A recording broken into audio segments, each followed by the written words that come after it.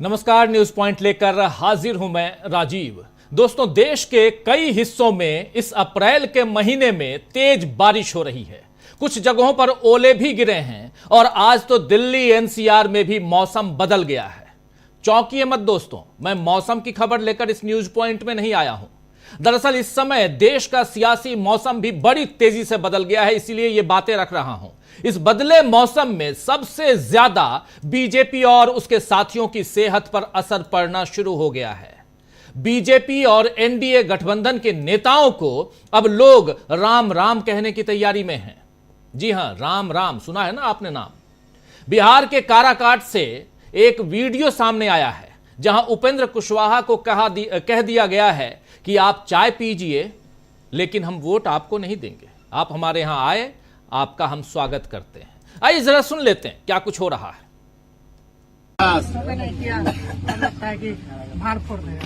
देखिए, खैर अब तो वोट नहीं दिया जाएगा। यहाँ से रही बात, आपकी पूरा इज्जत कर रहे हैं, स्वागत है और आभार भी व्यक्त कर रहे हैं इस बात के लिए कि आज तक 18 वर्षों से ये सांसद महोदय रहे, ऐसे पिछड़ा या कोयरी के गांव में कभी आना उचित नहीं समझे। इसे गुजरते हुए भी कभी रुकने के प्रयास नहीं किए, लेकिन आपको बुलाया गया तो चलिए हम लोग धन्य हो गए आपका दर्शन करके महाप्रभु जी, लेकिन वोट नहीं मिलेगा हम लोग की तरफ से सर।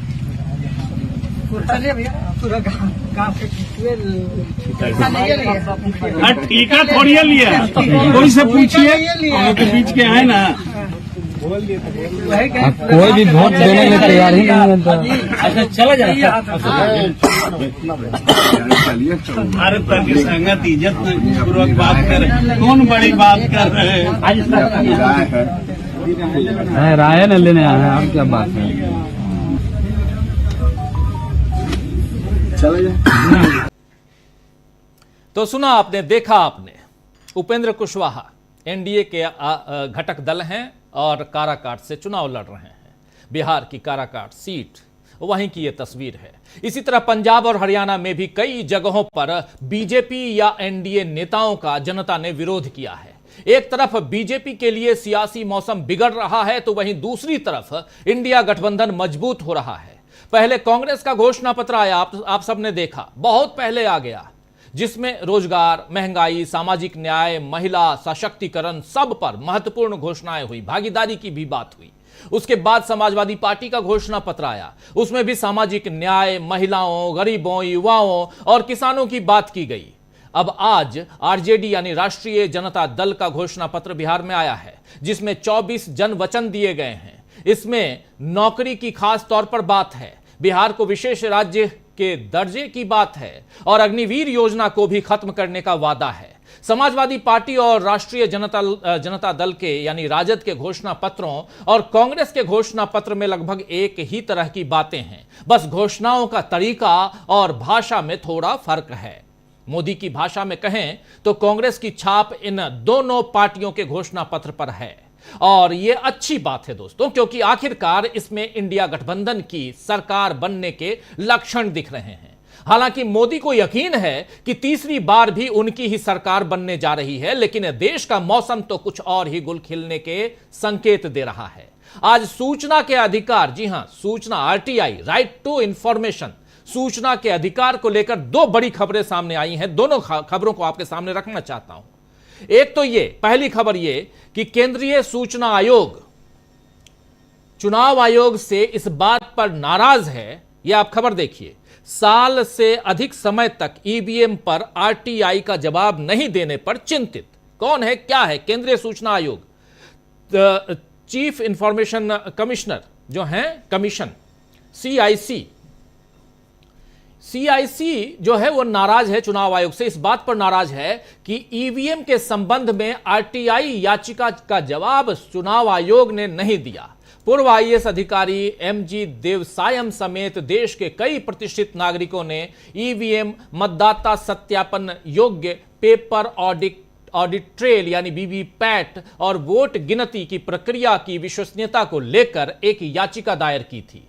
आरटीआई के तहत चुनाव आयोग से उनके ज्ञापन आवेदन पर की गई कार्रवाई का विवरण मांगा गया था, लेकिन इस पर सूचना नहीं मिली। तो अब केंद्रीय सूचना आयोग ने इसे कानून का उल्लंघन मानते हुए चुनाव आयोग से लिखित स्पष्टीकरण मांगा है।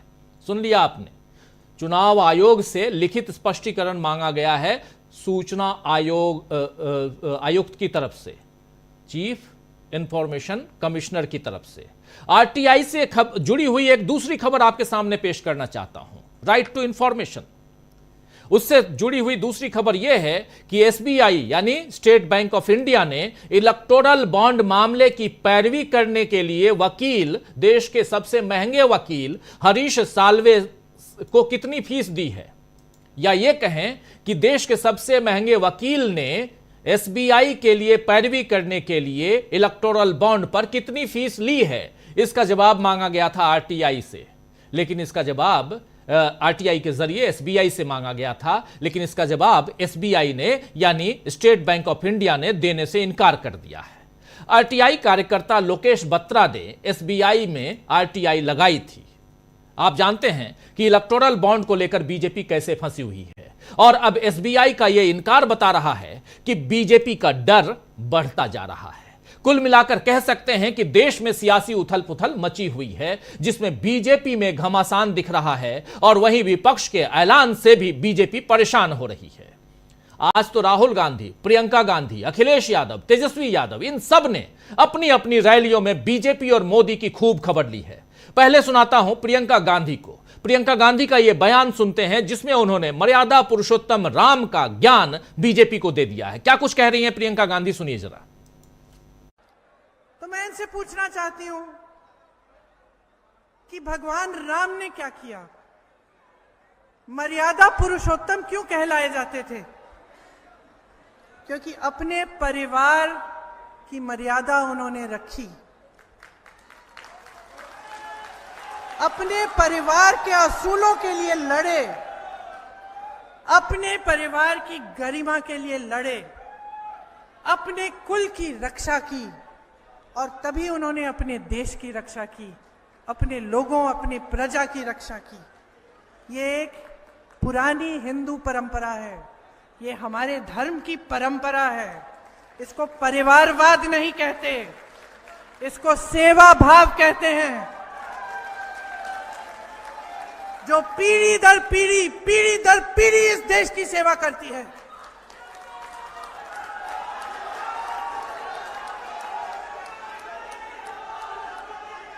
इसको देशभक्ति कहते हैं कि एक शहीद होता है, इसको देशभक्ति कहते हैं कि एक शहीद होता है तो दूसरा खड़ा होता है, और दूसरा शहीद होता है तो तीसरा खड़ा होता है, और तीसरा शहीद होगा तो चौथा खड़ा होगा। कुछ नहीं चाहिए हमें आपसे, आपने बहुत दे दिया है। आपने इतना दिया है कि 10 पीढ़ियां नहीं चुका सकती हमारा ऋण। आप हमें नहीं चाहते तो कोई बात नहीं, आप हमें नहीं चाहते तब भी हम सेवा करेंगे, हम मांगेंगे नहीं, हम जितना कर सकते हैं हम करेंगे। एक सच्ची आस्था होती है, एक सच्ची आस्था होती है, एक सच्ची श्रद्धा होती है। ये मोदी जी नहीं समझ पाएंगे, आप समझोगे। आप क्यों समझोगे? आप क्यों समझोगे? क्योंकि आपने सरहद पे अपने बेटों को भेजा है। तो दोस्तों, सुन रहे थे आप प्रियंका गांधी को। प्रियंका गांधी ने आज उत्तराखंड में 2 रैलियां की और कहा कि भगवान राम, ये दोनों रैलियां कहां थी ये बता देता हूं। एक रामनगर में थी और दूसरी रैली उनकी रुड़की में थी, और इन दोनों जगहों पर जो उन्होंने बातें कही हैं, बहुत ही यहां एक इंपैक्टफुल बातें, भाषण उनका कह सकते हैं। और साफ साफ वो कह रहे थे कि भगवान राम मर्यादा पुरुषोत्तम इसलिए कहे जाते हैं क्योंकि वो अपने परिवार की मर्यादा, गरिमा और कुल की रक्षा के लिए लड़े, तभी अपने देश व प्रजा की रक्षा की। ये हमारे धर्म की परंपरा है। इसे परिवारवाद नहीं कहते हैं, बल्कि इसको सेवा भाव कहते हैं, इसे देशभक्ति कहते हैं। यहां एक व्यक्ति शहीद होता है तो दूसरा खड़ा होता है। हमें आपसे कुछ नहीं चाहिए, हम बस निस्वार्थ भाव से आपकी सेवा करना चाहते हैं। वहीं दूसरी तरफ राहुल गांधी आज छत्तीसगढ़ के बस्तर में और महाराष्ट्र के भंडारा गोंदिया में थे, जहां उन्होंने कांग्रेस के घोषणा पत्र पर जरूरी बातें की हैं। आइए जरा उसको भी सुन लेते हैं। राहुल गांधी क्या कुछ कह रहे हैं भंडारा में, बस्तर में। हम आपको झूठ नहीं बोलते हैं, आप जानते हो, ये आपकी आवाज है, ये आपने हमें बताया है। हम कोशिश भी करते, आपके बिना ऐसा हम मैनिफेस्टो नहीं लिख पाते, क्योंकि जानकारी आप में है, हिंदुस्तान के करोड़ों लोगों में है। तो हम आपकी सरकार चलाएंगे, हम अदानी की सरकार नहीं चलाएंगे। हम किसानों की, मजदूरों की, छोटे व्यापारियों की सरकार चलाएंगे। हमारी कोशिश हिंदुस्तान के युवाओं को रोजगार देने की होगी, किसानों की रक्षा करने की होगी। तो सुना आपने, राहुल गांधी पहले आज छत्तीसगढ़ के बस्तर में थे और उसके बाद वो पहुंचे महाराष्ट्र के भंडारा, और वहां ये आप भाषण सुन रहे थे और ये बता रहे हैं कि हम अदानी की सरकार नहीं चलाएंगे, बल्कि हम आपकी सरकार चलाएंगे। यानी जनता जिसकी सरकार चुन के देगी उसकी सरकार, और आप चुन के हमें भेजिए, ये कहने का मतलब था, अर्थ था यहां राहुल गांधी का। वहीं तेजस्वी यादव भी आज बिहार में धुआंधार प्रचार कर रहे हैं। आज उन्होंने नवादा में एक रैली के बाद ट्वीट किया। क्या कुछ ट्वीट किया है, जरा उसको भी सुन लीजिए, देख लीजिए। अगर आप देश प्रदेश में, जी हां, अगर आप देश प्रदेश में क्रमशः 10 और 17 वर्षों वाली डबल इंजन सरकार से अशिक्षा, बदतर स्वास्थ्य व्यवस्था, गरीबी, महंगाई, बेरोजगारी, विकास और निवेश जैसे मुद्दों पर सवाल नहीं करेंगे, वोट नहीं करेंगे, तो फिर इससे भी अधिक गरीबी, महंगाई और बेरोजगारी का सामना करना पड़ेगा। ये हुक्मरान आपको जाति, धर्म और संप्रदाय जैसे छद्म विषयों में उलझाकर आपकी जेब काट अपना उल्लू सीधा करते रहेंगे।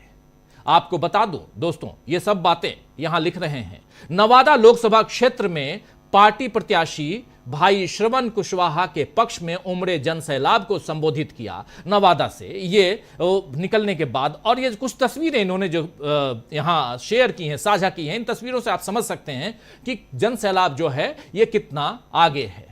तो दोस्तों आपको बता दूं कि मछली के बाद संतरे खाकर, आपने दोनों तस्वीरें देखी होंगी, अगर दोनों तस्वीर अगर हमारी टीम दिखा पाए तो मछली पहले खाते हुए उसके बाद संतरे खाकर तेजस्वी यादव ने बीजेपी को परेशान कर दिया है।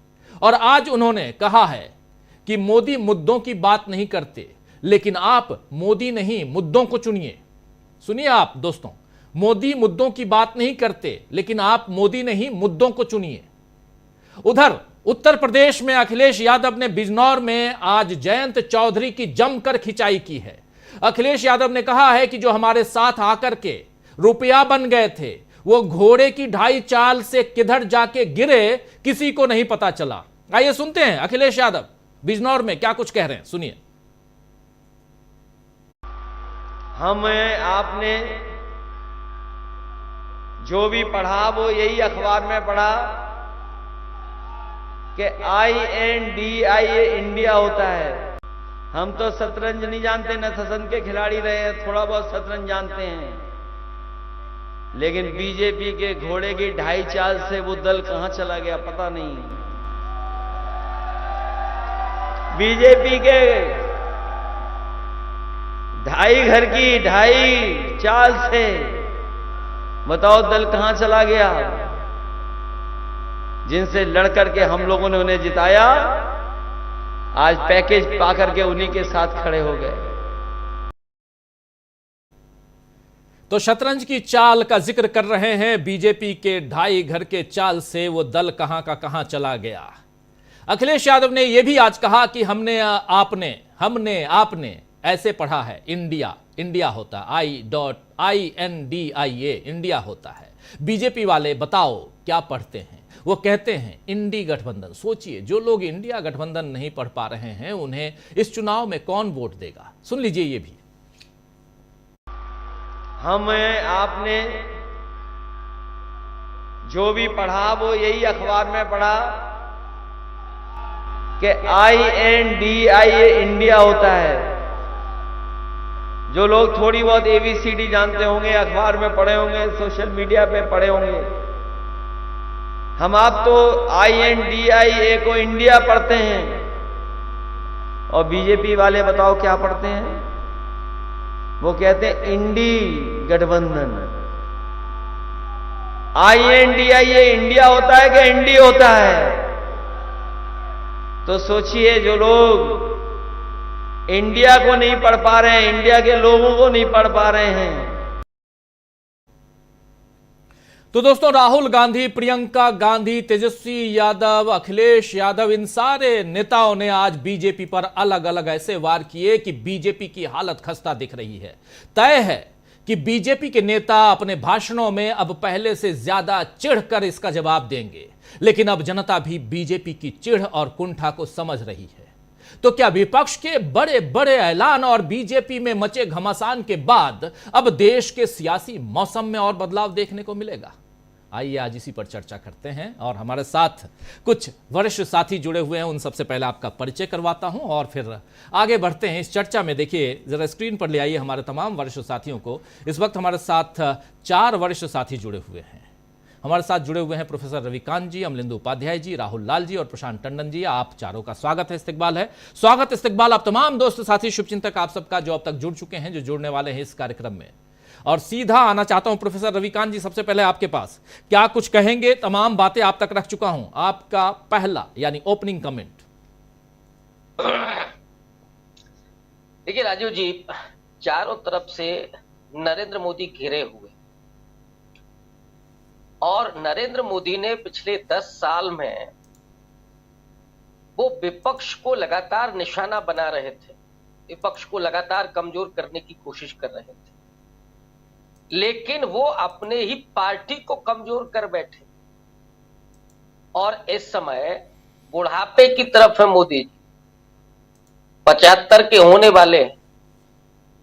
2 महीने तक ये पूरा मैराथन चलने वाला है चुनाव का। तो जो बोलते थे कि एक अकेला शेर सब पर भारी है, मुझे लग रहा है कि वो चुनाव के पहले ही दौर में ढेर होने जा रहा है। एक भी नेता नहीं रखा मोदी जी ने कि जो उनके बराबर आकर के कैंपेन कर सके। और मोदी जी का अगर आप चेहरा देख रहे हो इस समय, उनका कॉन्फिडेंस लेवल देख रहे हो, तो ऐसा लगता है कि जैसे एकदम थक चुके हैं। अब ऐसे भी 18-18, 20-20 घंटा बेचारे काम करते हैं। अब वो क्या करते हैं ये मत पूछिएगा। अब जो भी काम करते हैं 18-20 घंटे इस उम्र में, तो ऑब्वियस है कि थक ही जाएंगे। तो लोगों ने भी इस बात को समझ लिया है कि मोदी जी के वश का कुछ नहीं, केवल विपक्ष पर तोहमत लगाना, अपने नेताओं को कमजोर करना और उनकी जगह पर बीजेपी से हट करके जो विपक्ष के फूके हुए कारतूस हैं उनको लेकर के आना। उनके भरोसे मोदी जी अपनी पालकी आगे ले जाना चाहते हैं। पालकी मैं इसलिए कह रहा हूं कि अब उनकी स्थिति बची ही नहीं है कि वो दौड़ सके या रथ पर चल सके जी। तो पालकी में ही बैठने लायक अब रह गए हैं मोदी। और इसलिए ये चुनाव उनके लिए शायद आखिरी चुनाव होने जा रहा है। और विपक्ष उतना ही ऊर्जावान, उतना ही मुस्तैद और मोदी के तमाम जो आरोप हैं उनको लगातार छलनी करते हुए, प्रियंका गांधी ने जो बातें की हैं कि जिस पर परिवारवाद का आरोप लगाते हो, ये हमारी शहादत की परंपरा है। हमने इस देश को जो भी दिया, और वो ये भी कहती कि हमने जो दिया शायद अगर हम अभी 10 पीढ़ियां दे दें तो भी आपका ऋण मुक्त नहीं हो सकता।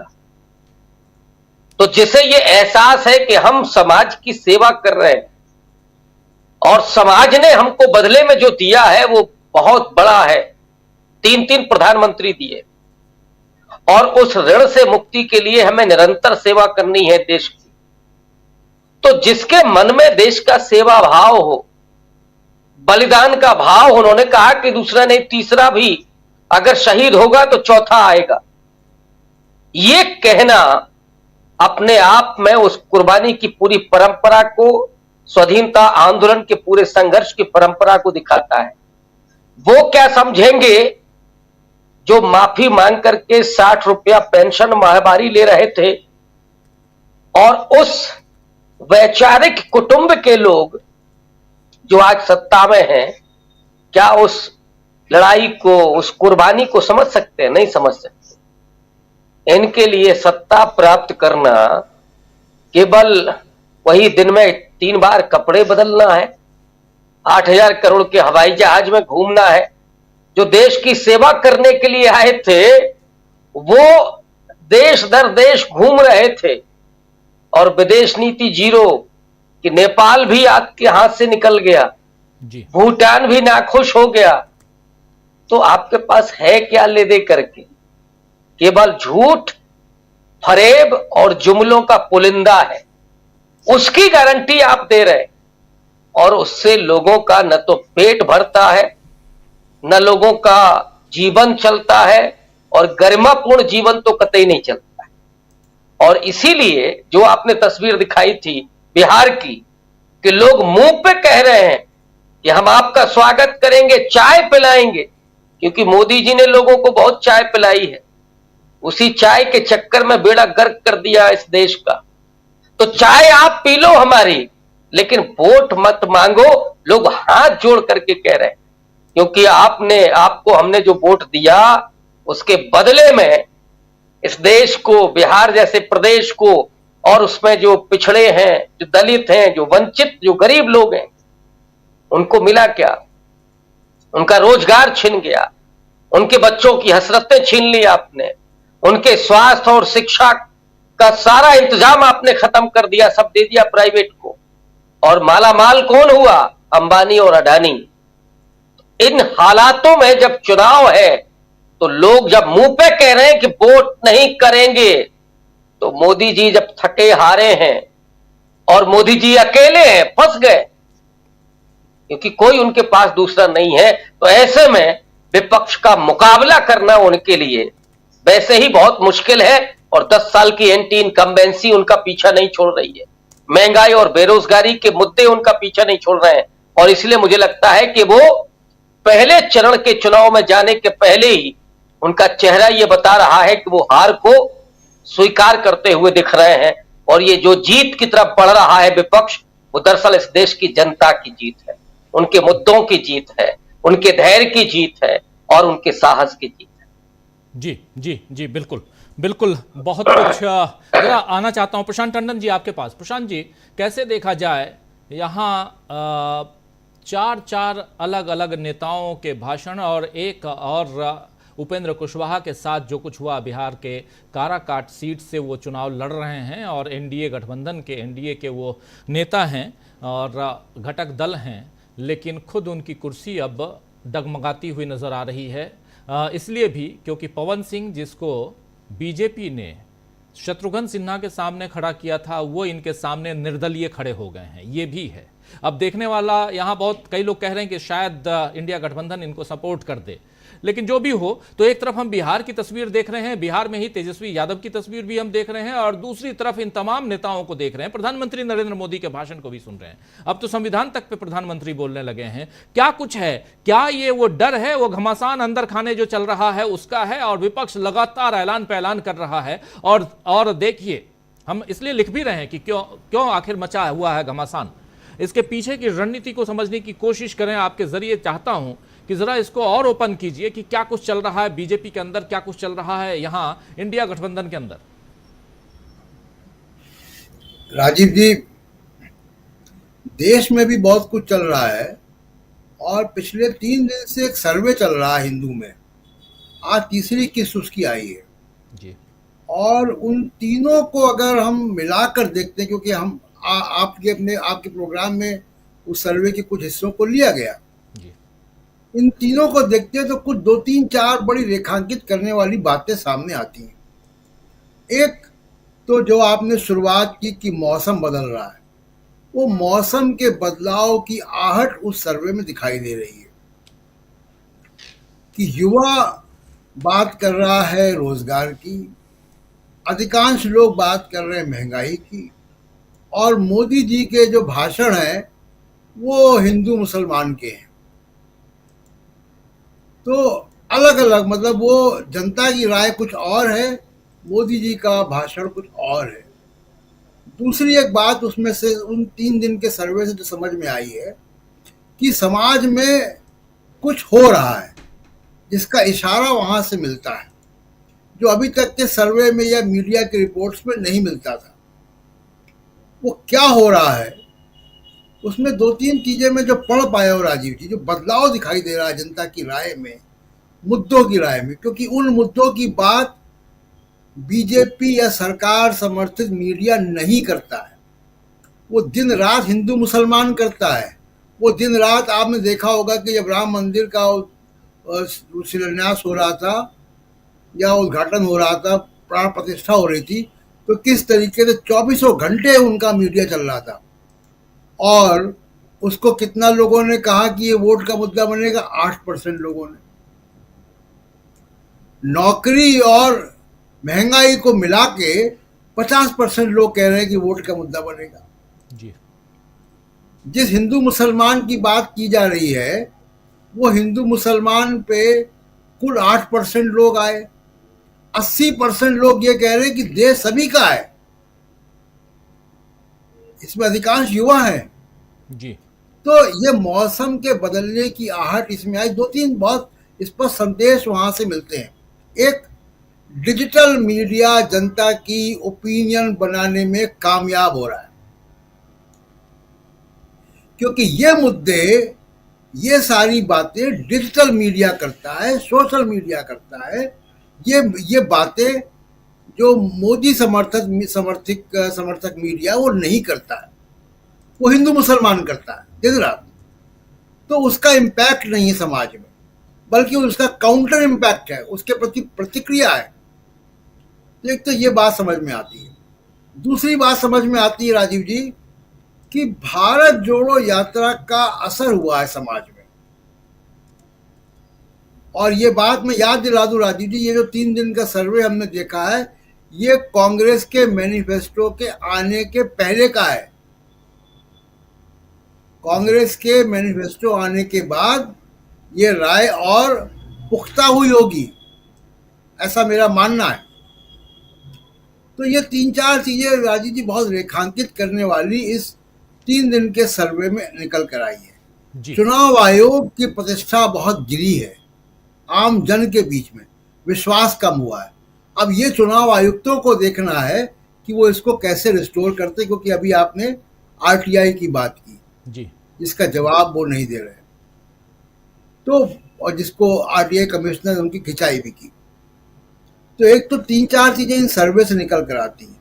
दूसरी बात राजीव जी, अगर आप मोदी साहब के कैंपेन को देखें और बाकी लोगों के कैंपेन को देखें, तेजस्वी के, राहुल गांधी के, प्रियंका गांधी के, अखिलेश के, उद्धव ठाकरे के, ममता बनर्जी के, स्टालिन के, तमाम इंडिया गठबंधन के नेताओं के, तो आप देखिएगा कि वो लोक पर्व को एंजॉय कर रहे हैं जी, बहुत आनंद के साथ, खुले मन से, हंसते मुस्कुराते, मजाक के लहजे में भी, और तमाम तरीके की बातें जनता के बीच में जाके खुले तौर पे कर रहे हैं। और मोदी साहब जो हमको दिखाई दे रहे हैं बहुत चिड़चिड़े व्यक्ति के तौर पे, जो हर चीज पे विपक्ष से नाराज है, सब निगेटिव है उनके लिए देश में, हर आदमी जो है वो उनके अलावा गलत है। तो ये कॉन्ट्रास्ट दिखाई दे रहा है। एक तरफ तो इंडिया गठबंधन के नेता हैं जो बहुत हंसी खुशी पूरी एनर्जी के साथ दिखाई दे रहे हैं। मोदी जी की बातों में एनर्जी नहीं दिख रही है, मोदी जी की बातों में बहुत रिपीटिशन है, एक तरीके की बातें हैं, एक तरीके की टोन है। अब वो मॉड्यूलेशन में नहीं रहा, शायद उम्र का तकाजा है, जो भी बात है जी। तो ये बड़ा कॉन्ट्रास्ट। दूसरी चीज क्या है, मोदी साहब के में रिएक्ट कर रहे हैं। तेजस्वी यादव का कोई वीडियो आ गया, उस पर रिएक्ट कर रहे हैं। राहुल गांधी ने स्पीच में कुछ कह दिया, उस पर प्रतिक्रिया दे रहे हैं। अपना उनके पास बताने को कुछ नहीं है। और दूसरी बात, सबसे महत्वपूर्ण बात राजीव जी, आप राहुल गांधी के 2014 या उसके पहले के किसी भाषण को उठा ले, आज के भाषण को उठा ले विदर्भ में, कल के भाषण को उठा ले, उसके पहले कोई भाषण उठा ले, आपको विचारों में कंसिस्टेंसी दिखाई देगी, एक निरंतरता दिखाई देगी उनके विचारों में। ऐसा नहीं होगा कि कल कुछ और कह रहे हैं और आज कुछ और कह रहे हैं। अब मैं एक एग्जांपल देता हूं मोदी जी की बात का।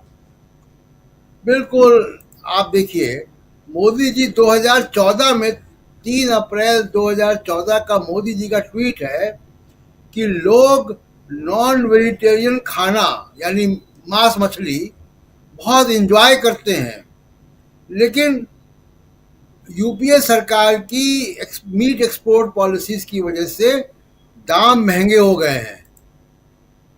ये मोदी जी कह रहे हैं। और कल क्या कह रहे थे वो, कि भावनाएं आहत कर रहे हैं, राहुल गांधी मीट बना रहे हैं। 2014 में कहते कि लोग मीट खाना पसंद करते हैं, एंजॉय करते हैं, लेकिन महंगा हो गया है। तो क्या है कि जब आप रिएक्ट करते हैं तो अपनी पिछली बातें भूल जाते हैं जी। कंसिस्टेंसी नहीं है उनके विचारों में, ये एक बड़ा फर्क है। और इस वजह से आप देखिएगा कि अभी आप रैली दिखा रहे हैं, उनकी रैली में जो लोग भी जाते हैं उनमें भी आगे तो बीजेपी के कार्यकर्ता बैठे होते हैं, अगर पीछे तक कैमरा जाए तो जी उत्साह नहीं है लोगों में।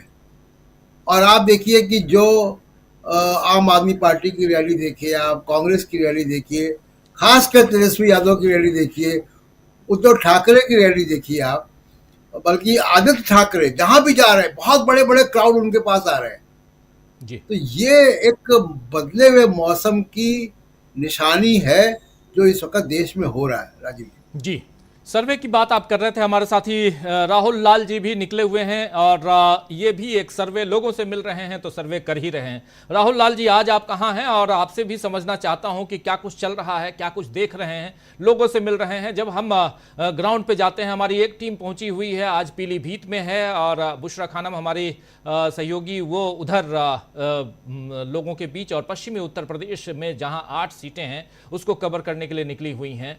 तो वो सब तस्वीरें भी हम आप तक लगातार पहुंचा रहे हैं। राहुल लाल जी, आप कहां पे हैं और क्या कुछ आप देख रहे हैं? आपका सर्वे क्या कुछ कह रहा है? और इधर से जो यानी कि इंडिया गठबंधन की तरफ से जो लगातार वार हो रहे हैं उस पर नरेंद्र मोदी और उनके समर्थक वोटर्स उनके समर्थन में जो हैं वो क्या कुछ कहते हैं, क्या कुछ प्रतिक्रियाएं हैं?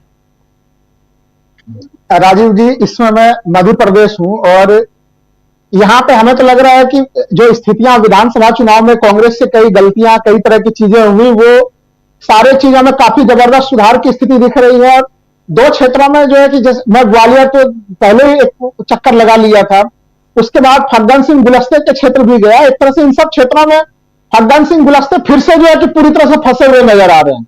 तो अलग अलग, चूंकि हम लोग लगातार राजस्थान की चर्चा करते रहते हैं, कभी जो है कि हम लोग अलग अलग देश के हिस्सों की चर्चा कर रहे हैं, मध्य प्रदेश भी उसी धरवा पे चल रहा है जो अभी प्रशांत टंडन जी कह रहे थे कि यहाँ की भी आबो हवा उसी रूट में ही है। इसके पहले मैं राजस्थान भी गया हुआ था राजीव जी, और वहां की स्थिति भी हमने पाई कि जो हम लोग विधानसभा चुनाव में भी, आपको याद होगा कि जब गए हुए थे उस समय से भी राजस्थान की स्थिति बदली हुई है आज के समय में।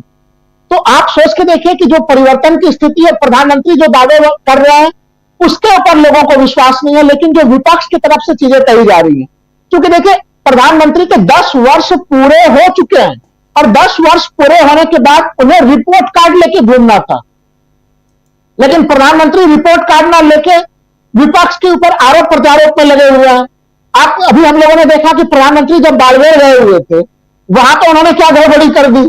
अब जब कांग्रेस ने सवाल उठाया कि भाई 370 के मामले को आप राजस्थान में क्या उठा रहे हैं, जम्मू कश्मीर के मामले को, राजस्थान के लोगों ने भाई आपको 25/25 हमेशा आपको जीतने के लिए क्लीन स्वीप आपको दिया, उन स्थितियों में आप बताइए राजस्थान में आपकी उपलब्धि क्या है। तो प्रधानमंत्री ने देखिए वहां के जो प्रमुख जो लोक देवता है बाबा रामदेव जी महाराज, उनका जन्म स्थान जहां बाड़मेर में प्रधानमंत्री खड़ा होकर बोल रहे थे, वहीं के कश्मीर में जो है कि उनका जन्म स्थान था, प्रधानमंत्री उसको जम्मू कश्मीर ले गए। अब आप सोच के देखिए कि राजस्थान में वो इतने लोकप्रिय है, करोड़ों लोग उनके श्रद्धालु हैं, और प्रधानमंत्री जी ने जानते बूझते हुए, क्योंकि उनके श्रद्धालु राजीव जी, मैं मानता हूं कि गुजरात में भी काफी संख्या में उनके श्रद्धालु हैं, करोड़ों की संख्या में, और प्रधानमंत्री जी का गृह राज्य गुजरात है, तो प्रधानमंत्री उसको ना जाने यह असंभव वाली स्थिति है। और जो लोक देवता जी, जो बाबा रामदेव जी महाराज हैं, उनका जन्म स्थान पर भव्य दिव्य मंदिर का निर्माण 2019 में हुआ था, उसके लिए प्रधानमंत्री जी को निमंत्रण भी मिला था राजीव जी, तो क्या उन्हें पता नहीं था? उन्होंने जानबूझ के गलत बोला वहां पे 370 के प्रभाव का प्रयोग करने के लिए। और मेरे पास जो सूचनाएं आ रही हैं कि राजस्थान में इस पूरे मामले पे जो चुनाव प्रचार करने के लिए गए थे, वो पूरा उल्टा ही बैकफायर कर जा रहा है। आप आस्था के साथ आप खेल कर रहे हैं, ये वहां के लोग बिल्कुल बर्दाश्त नहीं कर रहे हैं। तो ये तो देखिए, प्रधानमंत्री जी हैं, वो पता नहीं भाषण चुनाव प्रचार करने के लिए जा रहे हैं और सेल्फ गोल करते हुए आ जा रहे हैं। वो जिस तरह से विपक्ष के लोगों को निशाने पे ले रहे हैं, वो तमाम मामले हम लोग देख ले। आज पश्चिमी यूपी में आपके रिपोर्टर्स गए हुए हैं, वहां की स्थितियां देख लीजिए, पूर्वांचल की स्थितियों को देख लीजिए, उत्तर प्रदेश में कई सारे जगह पे तो ओम प्रकाश राजभर के बारे में कहा जा रहा है कि वो खुद ही शायद अपना उम्मीदवारी हटा लेंगे घोषित से, या तो फिर जो है कि भारतीय जनता पार्टी उनका टिकट काट देगी उनके जी। तो बीजेपी के लिए कितनी असहज प्रकार की स्थिति है अलग अलग राज्यों में। जो मैं यहां बता रहा हूं, फग्गन सिंह कुलस्ते फिर से हारने के कगार पे खड़ा है मध्य प्रदेश में। मध्य प्रदेश में कम से कम इस समय जो राहुल लाल जी, ओवरऑल क्या दिख रहा है? क्योंकि आप उत्तर प्रदेश, उधर राजस्थान, मध्य प्रदेश, इन तमाम राज्यों में घूम चुके हैं, मध्य प्रदेश में इस वक्त हैं, एक सीट नहीं, मैं ओवरऑल जानना समझना चाहता हूं, क्या कुछ दिखाई दे रहा है? देखिए, जो दिखाई है लोगों के मुख्य मुद्दे में, लोग महसूस कर रहे हैं कि लोगों के सामने में महंगाई का मामला सबसे ज्यादा है, बेरोजगारी का मामला सबसे ज्यादा है। इसलिए जो देखिए, कोई भी अगर निष्पक्ष और तटस्थ अगर कोई भी सर्वे करेगा तो उनके सामने में सबसे ज्वलंत सवाल यही खड़े हो जाते हैं। लोग अब सवाल पूछ रहे हैं कि भाई 10 वर्ष का समय व्यतीत हो गया, लोगों को डर है राजीव जी कि प्रधानमंत्री तीसरे टर्म के लिए आएंगे तो गैस के सिलेंडर के दाम कहीं 3000 से 4000 रुपया ना हो जाए। 1200 रुपया प्रधानमंत्री जी का, इस प्रधानमंत्री जी के पीरियड में लोग 1200 रुपया तक के गैस सिलेंडर का आनंद ले चुके हैं।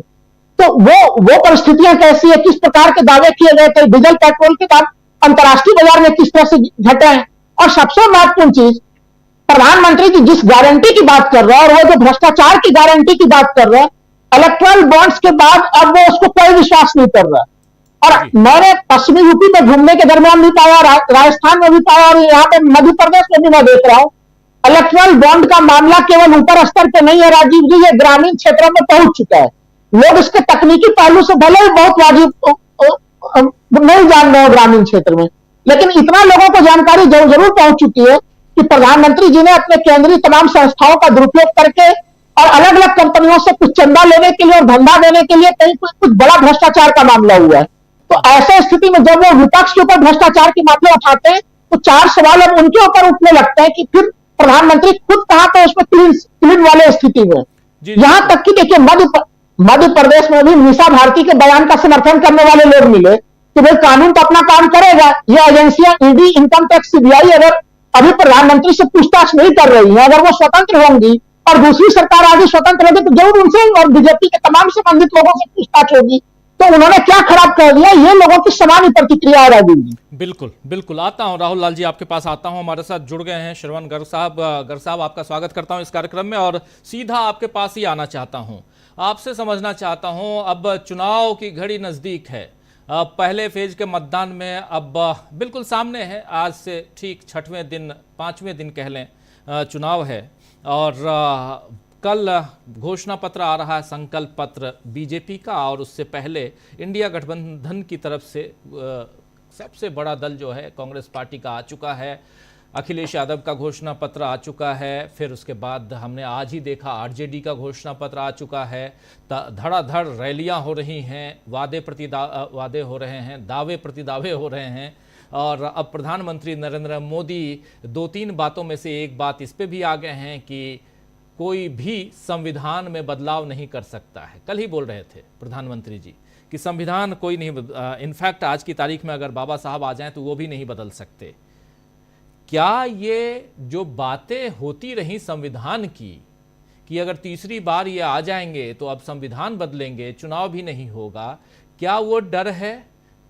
क्या जो बिहार से जो तस्वीरें आ रही हैं कि वहां लोग कह रहे हैं, उपेंद्र कुशवाहा को कह रहे हैं, तस्वीर अभी हमने वो वीडियो हमने दिखाई थोड़ी देर पहले कि आप आए, बहुत अच्छा लगा, 15-18 साल से यहाँ पे आज तक कोई सांसद नहीं आया था, आप आए, बहुत खुशी की बात है, नाश्ता कीजिए, चाय पीजिए, लेकिन हम वोट नहीं देंगे। एक बार नहीं, 2-2 बार सामने वाला कह रहा है, वहाँ के ग्रामीण कह रहे हैं। ऐसे ही हम देख रहे हैं कि खदेड़ रहे हैं लोग इधर पंजाब में, हरियाणा में लोगों की हालत खराब हो रही है। उधर दक्षिण की हालत हम लोगों ने देख ली। दक्षिण में कल आपने वो तस्वीर देखी होगी जहां कोयम्बटूर की, जहां राहुल गांधी और स्टालिन की सभा थी और लाखों की भीड़ थी, वो तस्वीर भी आपने देखी होगी। इन तस्वीरों में विपक्ष और सत्ता पक्ष के भाषण, ये तस्वीर देखिए, ये कल की तस्वीर, कल शाम की तस्वीर है, लाखों की भीड़ थी। पश्चिमी उत्तर प्रदेश से भी खबर आ रही है, एक क्षत्रिय महासभा हो चुकी, दूसरी क्षत्रिय महासभा होनी है 16 तारीख को मेरठ के खेड़ा में होनी है। एक हो चुकी सभा और नाराजगी क्षत्रिय समाज में है। ऐसे ही गुजरात के लोगों में भी, और वहां भी क्षत्रिय समाज में नाराजगी है। इन तमाम चीजों को जोड़िए, जरा आपसे समझना चाहता हूं। हमेशा आपके पास कुछ ना कुछ नया होता है, तो उम्मीद करता हूं कि आज भी कुछ आपके पिटारे में नया होगा। क्या कुछ देखा जाए, कैसे देखते हैं इस चुनाव को, कहां पहुंच चुका है ये चुनाव? मौसम तो तेजी से बदल रहा है, क्या चुनावी मौसम भी बदल रहा है? देखिए, सबसे पहले बीजेपी के घोषणा पत्र की बात करें। ये सबसे बड़ा दल है देश का, सत्ता में है 10 सालों से, और इसके पास कहने को अपना कोई घोषणा पत्र नहीं है। ये चुनाव के 5 दिन पहले या 4 दिन पहले घोषणा पत्र जारी करेगा। आप ये बताइए देश के नागरिकों को कि देश के आखिरी इंसान तक कब तक पहुंचेगा वो घोषणा पत्र, और उसकी क्या पवित्रता या सैंक्टिटी रहेगी या अहमियत रहेगी घोषणा पत्र की।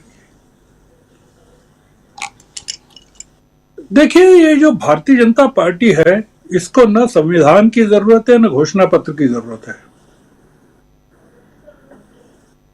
इसका घोषणा पत्र जो है वो अटल जी के कार्यकाल की समाप्ति के साथ 2004 में खत्म हो गया। अब जो घोषणा पत्र है वो प्रधानमंत्री जी के मुंह से निकला हुआ वाक्य घोषणा पत्र है। वो कह देते हैं कि मैंने ये कर दिया है, वो कहते हैं कि मैंने कह दिया है कि ये जो 80 करोड़ लोगों को जो अनाज है और मिलता रहेगा। प्रधानमंत्री जी ने कह दिया है कि संविधान में संशोधन नहीं होगा। बाबा साहब अंबेडकर भी आ जाएं तो भी नहीं कर सकते। ये जो चीज है, ये जो निकल रही है प्रधानमंत्री के मुंह से, ये तब क्यों नहीं निकली जब अनंत कुमार हेगड़े ने कहा था, और या राजस्थान में मिर्धा साहब की बेटी ने भी कहा कि हमको बहुमत इसलिए चाहिए। उसके वीडियोस हैं एक्स पर, ट्विटर पर, कि ये लोग कह रहे हैं कि हमको बहुमत क्यों चाहिए। क्या एनडीए के लोगों में से जो बात कही जा रही है उनके खिलाफ कोई कार्रवाई हो रही है क्या? आपने सिर्फ ये किया कि अनंत कुमार हेगड़े को, वो 2 बार के सांसद हैं और बड़े सीनियर आदमी हैं, आपने उनको टिकट नहीं दिया, बस इतना किया। कर्नाटक से, उत्तर कर्नाटक में जहां से वो आते हैं वहां का टिकट नहीं दिया। इसके अलावा क्या किया आप? या नुपुर शर्मा का जो ग्लोरिफिकेशन किया गया, अभी भी किया जा रहा है, उसके बारे में आपके क्या विचार हैं? लोगों को यकीन नहीं है कि ये सत्ता में आने के बाद संविधान नहीं बदलेंगे। इनको संविधान नहीं बदलना है, संविधान का प्रियम्बल बदलना है सिर्फ। और उसमें से वो जो शब्द हैं धर्मनिरपेक्ष वाला, वो हटाना है और कुछ नहीं करना। आपको अगर याद हो, देश के क्या है, मेमोरी थोड़ी सी कमजोर हो रही है। ये जो नए शब्द जुड़े थे, 2 शब्द जो जोड़े गए थे संविधान संशोधन के जरिए प्रियम्बल में, वो पुराने संविधान में नहीं थे। जब नई संसद का उद्घाटन हुआ था, अगर आप लोगों को याद दिलाएंगे, तो पुराने संविधान की कॉपियां बांटी गई थी। जो संसद में प्रवेश कर रहे थे सांसद, जो मैंने सुना है, अगर उसका खंडन हो जाए तो बहुत ही अच्छा, कि जो कॉपियां दी गई थी वो पुराने संविधान की थी। तो एक तो बात यह है कि लोगों को यकीन नहीं है कि ये संविधान में परिवर्तन करेंगे कि नहीं करेंगे।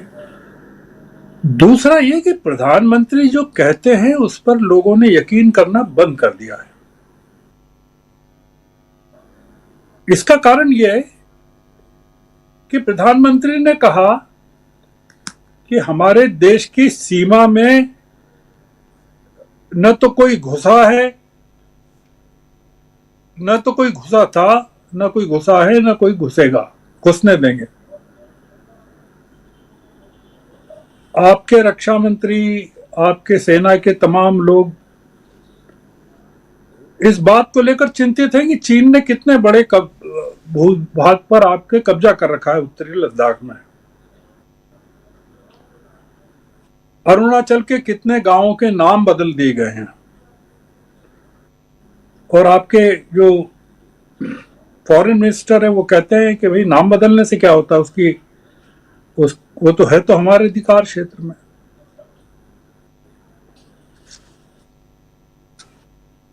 और बहुत सारी चीजें हैं जो लोग याद दिलाते रहते हैं, बीच बीच में 15 लाख रुपए की बात याद दिलाते हैं, 2 करोड़ रोजगार हर साल की बात याद दिलाते हैं, चुनाव में ट्रांसपेरेंसी की बात याद दिलाते हैं, फ्री एंड फेयर इलेक्शन की बात याद दिलाते हैं।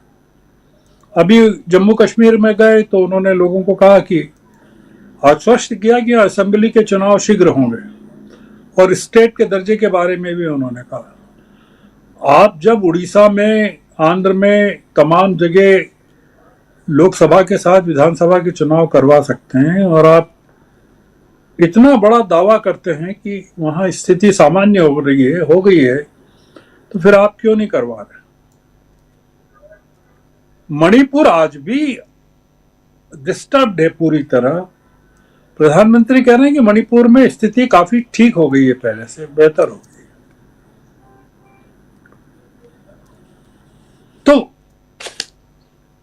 प्रधानमंत्री के कहे कि अगर विश्वसनीयता, आप बताइए कि यूएन जैसी संस्था या अमेरिका, ब्रिटेन, जर्मनी, तमाम जो विदेशी सत्ताएं हैं, वो आपसे, आपके बारे में क्यों कह रही हैं ऐसा कि आपके यहाँ फ्री एंड फेयर इलेक्शन होंगे कि नहीं होंगे, होना चाहिए, या वो इस बात को लेकर चिंतित है? या आपके जो जिन लोगों को गिरफ्तार किया गया उनकी फ्री एंड फेयर ट्रायल होगी कि नहीं, इसको लेकर वो क्यों चिंतित हैं?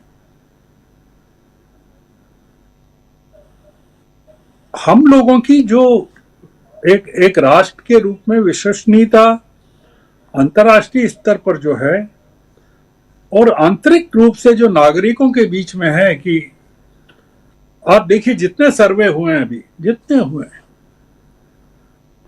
जो अभी लेटेस्ट हुआ है सीएसडीएस का और लोक नीति का, जो कि काफी प्रामाणिक माना जाता है, सीएसडीसी जो जिस तरह की संस्था है उसको और लोक नीति को, उसने कहा है कि बेरोजगारी और महंगाई मुख्य समस्या है इस देश की। और हिंदुत्व को लोगों ने 2% लोगों ने कहा है हिंदुत्व, और मंदिर को सिर्फ 8% ने, जबकि आप महंगाई को लेकर जो कहा है कि भाई 70% 80% लोग जो है महंगाई को सबसे बड़ा मुद्दा मानते हैं। तो ये आपके प्रधानमंत्री आज भी इन चीजों को कमिट करने के लिए तैयार नहीं है। हमारे प्रधानमंत्री, आपके नहीं मेरे भी हैं, वो कमिट नहीं करना चाहते। राहुल गांधी ने कमिट किया ना कि हम आते से ही, सत्ता में आते से ही 30 लाख लोगों को रोजगार देंगे केंद्र में, कहा उन्होंने। जितनी बातें उन्होंने कही घोषणा पत्र में, हिमाचल में कही, तेलंगाना में कही, कर्नाटक में कही, सारी पूरी हो रही हैं। मतलब हिमाचल की आर्थिक स्थिति खराब है, फिर भी ओल्ड पेंशन स्कीम को उन्होंने लागू किया।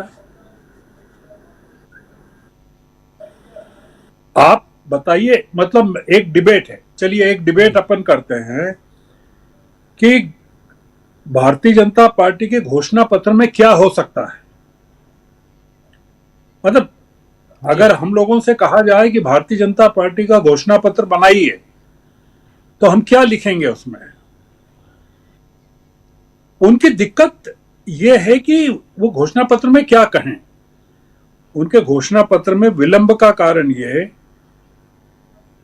कि वो जिस राष्ट्र की कल्पना कर रहे हैं, उस राष्ट्र की कल्पना को वो घोषणा पत्र में नहीं लिख सकते, और जो उनको लिखना पड़ेगा नागरिकों के दबाव में, और वो उनका कमिटमेंट नहीं है, कन्विक्शन नहीं है। तो आप बताइए कि वो उनकी मजबूरी को समझना चाहिए देश को कि राजनाथ सिंह की अध्यक्षता में 27-28 मार्च को कमेटी बनी, और उस कमेटी में योगी जी नहीं है, और उसमें गडकरी भी नहीं है जी, अगर मैं गलती नहीं कर रहा हूं तो।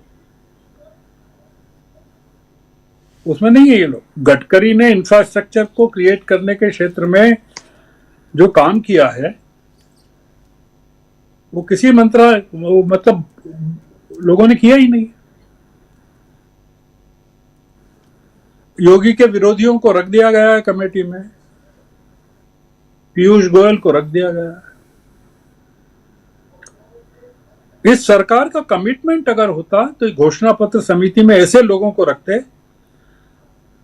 आप अगर किसी से कहें आपके यहां बैक रूम में जी कि भाई वो स्क्रीन पर उन लोगों के नाम दिखाते जो घोषणा पत्र समिति के सदस्य हैं, वो सर्च कर लें इतनी देर में, अपनी डिबेट जितनी देर चलती है, बिल्कुल, वो बता दें कि ये भारतीय जनता पार्टी की घोषणा पत्र समिति के ये सदस्य हैं। कांग्रेस की घोषणा पत्र समिति के सदस्यों की घोषणा और समिति दिसंबर में बन गई थी पिछले साल, और चिदम्बरम की अध्यक्षता में बनी। और जब घोषणा पत्र जारी हुआ तो वो चिदम्बरम ने किया, और उसके 3 जो डब्ल्यूज हैं कि वर्क, वेलफेयर एंड वेल्थ, जी, कि वर्क का मतलब क्या है, रोजगार, जिसको एलोबरेट किया गया घोषणा पत्र में। वेलफेयर का मतलब है सामाजिक न्याय, जो समाज के हर वर्ग को देना है। और तीसरे डब्ल्यू का मतलब है वेल्थ क्रिएशन, जो हम वेल्थ जो क्रिएट करेंगे वो कौन लोग करेंगे? ये जो क्रोनी कैपिटलिस्ट हैं इस सरकार के, वो नहीं करेंगे। एक अलग से जो उनका स्वप्न है वो करेंगे। जी, आप मुझे बताइए कि उनकी समस्या ये, आपने पूछा तो है कि घोषणा पत्र बीजेपी का, वो कांग्रेस के घोषणा पत्र के मुकाबले ये आपने रख दिया सामने। अब आप बताइए पढ़ के बताइए जरा, क्योंकि दिख नहीं रहा है लोगों को कौन कौन है। जी बिल्कुल, जरा एक्सपोज करो इसको, जरा रखना चाहता हूँ। सही कह रहे हैं गर्ग साहब, जरा कौन कौन लोग हैं ये देख ले जरा इसको। हाँ, थोड़ा नीचे लेके आइए।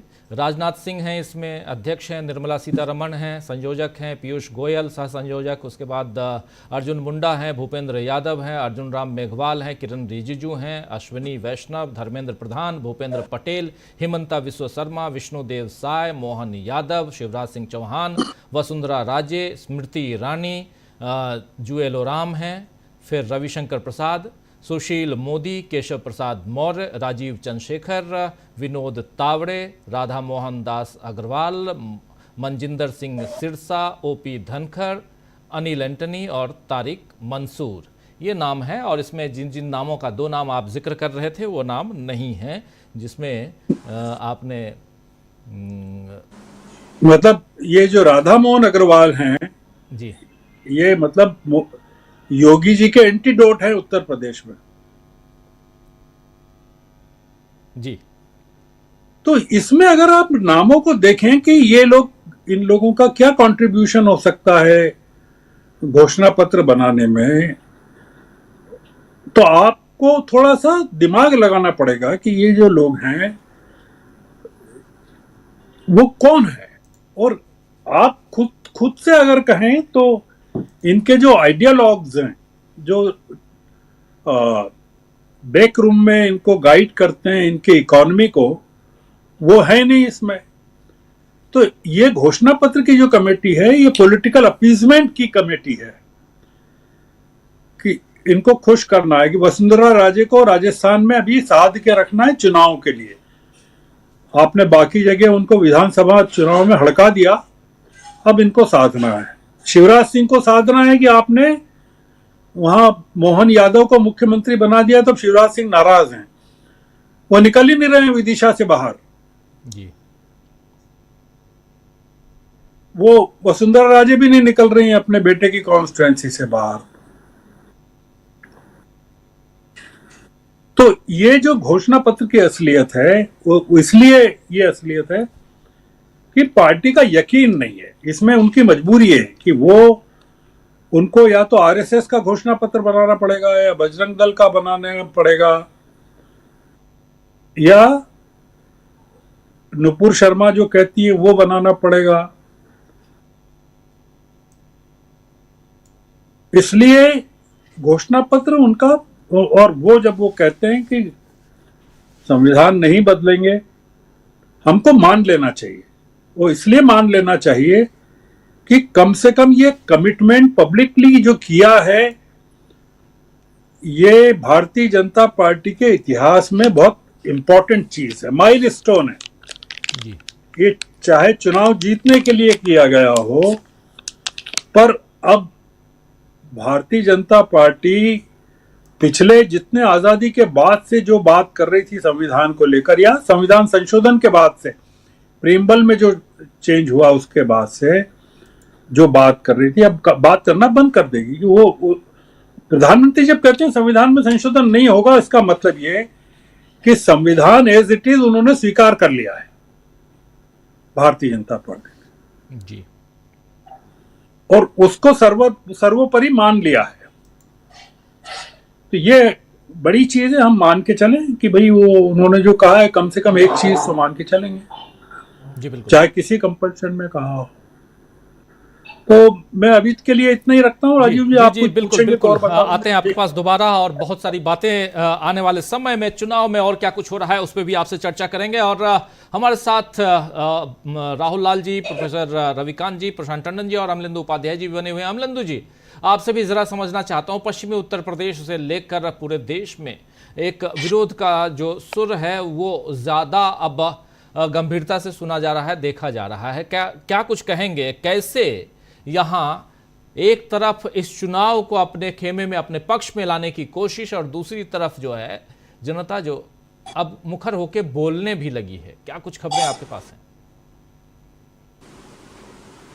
तो राजीव जी, जनता मुखर होकर बोल रही है, जनता के साथ साथ भाजपा का कार्यकर्ता जो है वो भी मुखर होकर के बोल रहा है। और एक तरीके से देखा जाए तो बीजेपी के अंदर बहुत सी चीजें राजीव जी अब शुरू हो गई हैं, और ये शुरू हो गई है कि अगर मोदी जी तीसरी बार आ जाते हैं तो बीजेपी हमेशा के लिए खत्म हो जाएगी। तो मोदी, अगर बीजेपी को बचाना है तो मोदी जी को हटाना है, ये नारे बीजेपी के अंदर जो लगना शुरू हो गए, इस तरीके की सूचनाएं हैं।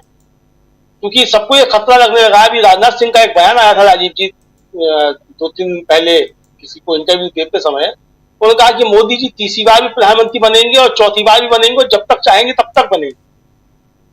तो इसका एक संदेश ये गया कि अब राजस्थान तो जो है भारतीय जनता पार्टी के अंदर आ गया, और भारतीय जनता पार्टी के अंदर राजा जो है वो मोदी जी बन गए हैं, और अब यहाँ किसी को कोई दूसरा अब नहीं है, कुछ भी किसी के लिए कोई मतलब अब नहीं है, कोई प्रगति नहीं हो सकती किसी की कुछ भी। ये संदेश एक बीजेपी के अंदर चला गया है। दूसरा, जिस तरीके से राजीव जी जो जातीय समीकरण बैठाने की भारतीय जनता पार्टी ने कोशिशें की थी, और उन जातीय समीकरणों के तहत एक जाति को दूसरी जाति से लड़ा करके और उस जाति और फायदा उठाने के उनके संघर्षों का जो रणनीति थी, वो भारतीय जनता पार्टी को उल्टी पड़ती हुई दिखाई पड़ रही। अब जो शक्तियों का राजीव जी आंदोलन चल रहा है, वो केवल उत्तर प्रदेश में नहीं है, वो गुजरात में भी है, वो राजस्थान में भी है, और एक तरीके से बार बार ये आवाजें उठ रही है कि अब बीजेपी को हराना है तो उसको समर्थन देना है जो बीजेपी को हरा सके। ये शक्तियों की तरफ की आवाजें आ रही हैं साफ तौर पे। और जो कहा जाता है कि वो आग में घी डालने का काम वो गुजरात की पुलिस ने कर दिया, कि जब वो महिलाएं जो थी वो एक आंदोलन कर रही थी शक्तियों की, तो उनके साथ बदसलूकी वहां गुजरात में की गई। अब ये आज ही खबर थी राजीव जी की शक्तियों ने सवाल पूछा है कि क्या बीजेपी की क्या जो पुलिस है वो भी एजेंट की तरीके से काम कर रही है। यानी कि राजीव जी अभी तक जो विपक्ष बातें करता था या दूसरे दल कहा करते थे कि एजेंसियां बीजेपी की एजेंट की तरीके से काम कर रही हैं, वो अब बीजेपी का जो कोर वोटर समझा जाता था वो आज कह रहा है कि एजेंसियां बीजेपी की एजेंट की तरीके से काम कर रही हैं और दबाया जा रहा है। तो ये सारी चीजें सामने राजीव जी निकल करके आ रही है। पश्चिमी उत्तर प्रदेश में जिस तरीके से शक्तियों का आंदोलन हुआ और नागौता में वो सभा हुई शक्तियों की, और फिर एक सभा होने वाली है जबरदस्त तरीके से, तो वो भी सारी चीजें राजीव जी अब मोदी जी के खिलाफ जो जा रही है। अब मुझे राजीव जी लगता है कि बीजेपी के अंदर ये जो है मतलब एक तरीके से शुरू हो गया है कि बीजेपी को बचाना अब बहुत ज्यादा जरूरी हो गया है, क्योंकि मोदी जी अब बीजेपी को खत्म करने पर जुट गए हैं। कांग्रेस मुक्त भारत बनाने की बात करते करते उन्होंने भाजपा मुक्त भाजपा जो है बना डाली है।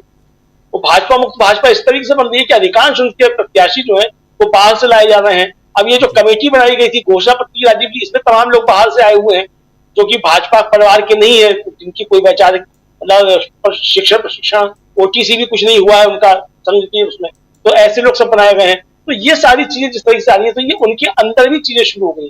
तो मोदी जी को राजीव जी मुझे लगता है कि जो अकेले सबके ऊपर भारी पड़ गए थे, अब वो सबके ऊपर भारी पता नहीं किस किस के ऊपर भारी थे, लेकिन वो भारतीय जनता पार्टी के ऊपर भार हो गए, ऐसा बीजेपी के लोगों को भी लगने लगा है। तो कुछ प्रतिशत लोगों को जो बीजेपी से एक तरीके से कहा जाए कि जुड़े हुए नहीं है, लेकिन वो समझते हैं कि मोदी जी बहुत कुछ अच्छा कर रहे हैं, तो उनके लिए मोदी जी हो सकते हैं। लेकिन बीजेपी के लोगों के लिए भी अब मोदी जी को हटाना जो है उनका पहला कार्यभार हो गया, ऐसा समझा जा सकता है। जो सूचनाएं आ रही है राजीव जी उसके ऊपर जी, मोदी जी और भाजपा को बचाने की कोशिश, क्या आपको लगता है प्रोफेसर रविकांत जी कि भाजपा की बात हम कर रहे हैं, इंडिया गठबंधन की भी बात कर रहे हैं, एक जोश इंडिया गठबंधन में दिखाई दे रहा है। आप देखिए आज के जो भाषण हैं, चाहे वो राहुल गांधी का भाषण हो, चाहे प्रियंका गांधी का, बहुत ही शानदार भाषण प्रियंका गांधी का था, एक अलग अंदाज का भाषण आप लोगों ने सुना। और फिर उधर अखिलेश यादव, एक सधे हुए अंदाज में अखिलेश यादव भाषण दे रहे हैं। तेजस्वी यादव की भीड़ आप देख रहे हैं, वो जनसैलाब उमड़ रहा है उधर। और दक्षिण में देखिए तो चाहे रेवंत रेड्डी हो या तमिलनाडु के मुख्यमंत्री हो स्टालिन हो, इन सब के भाषणों को देखिए, गौर फरमाइए ज़रा। और फिर नरेंद्र मोदी के भाषण को देखिए। दो नाम और छूट रहा है, एक नाम उधर वेस्ट बंगाल में है, उनको भी देखिए आप, यानी ममता बनर्जी, इनको भी देखिए।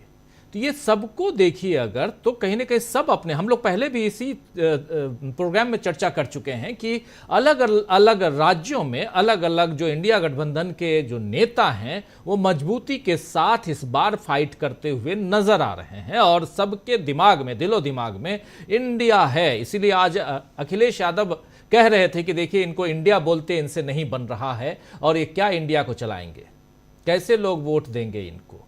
ये जो तमाम बातें हैं इनको ज़रा सा एक साथ जोड़ने की कोशिश कीजिए, और फिर उसके साथ साथ इस चुनाव को देखने की हम कोशिश करें।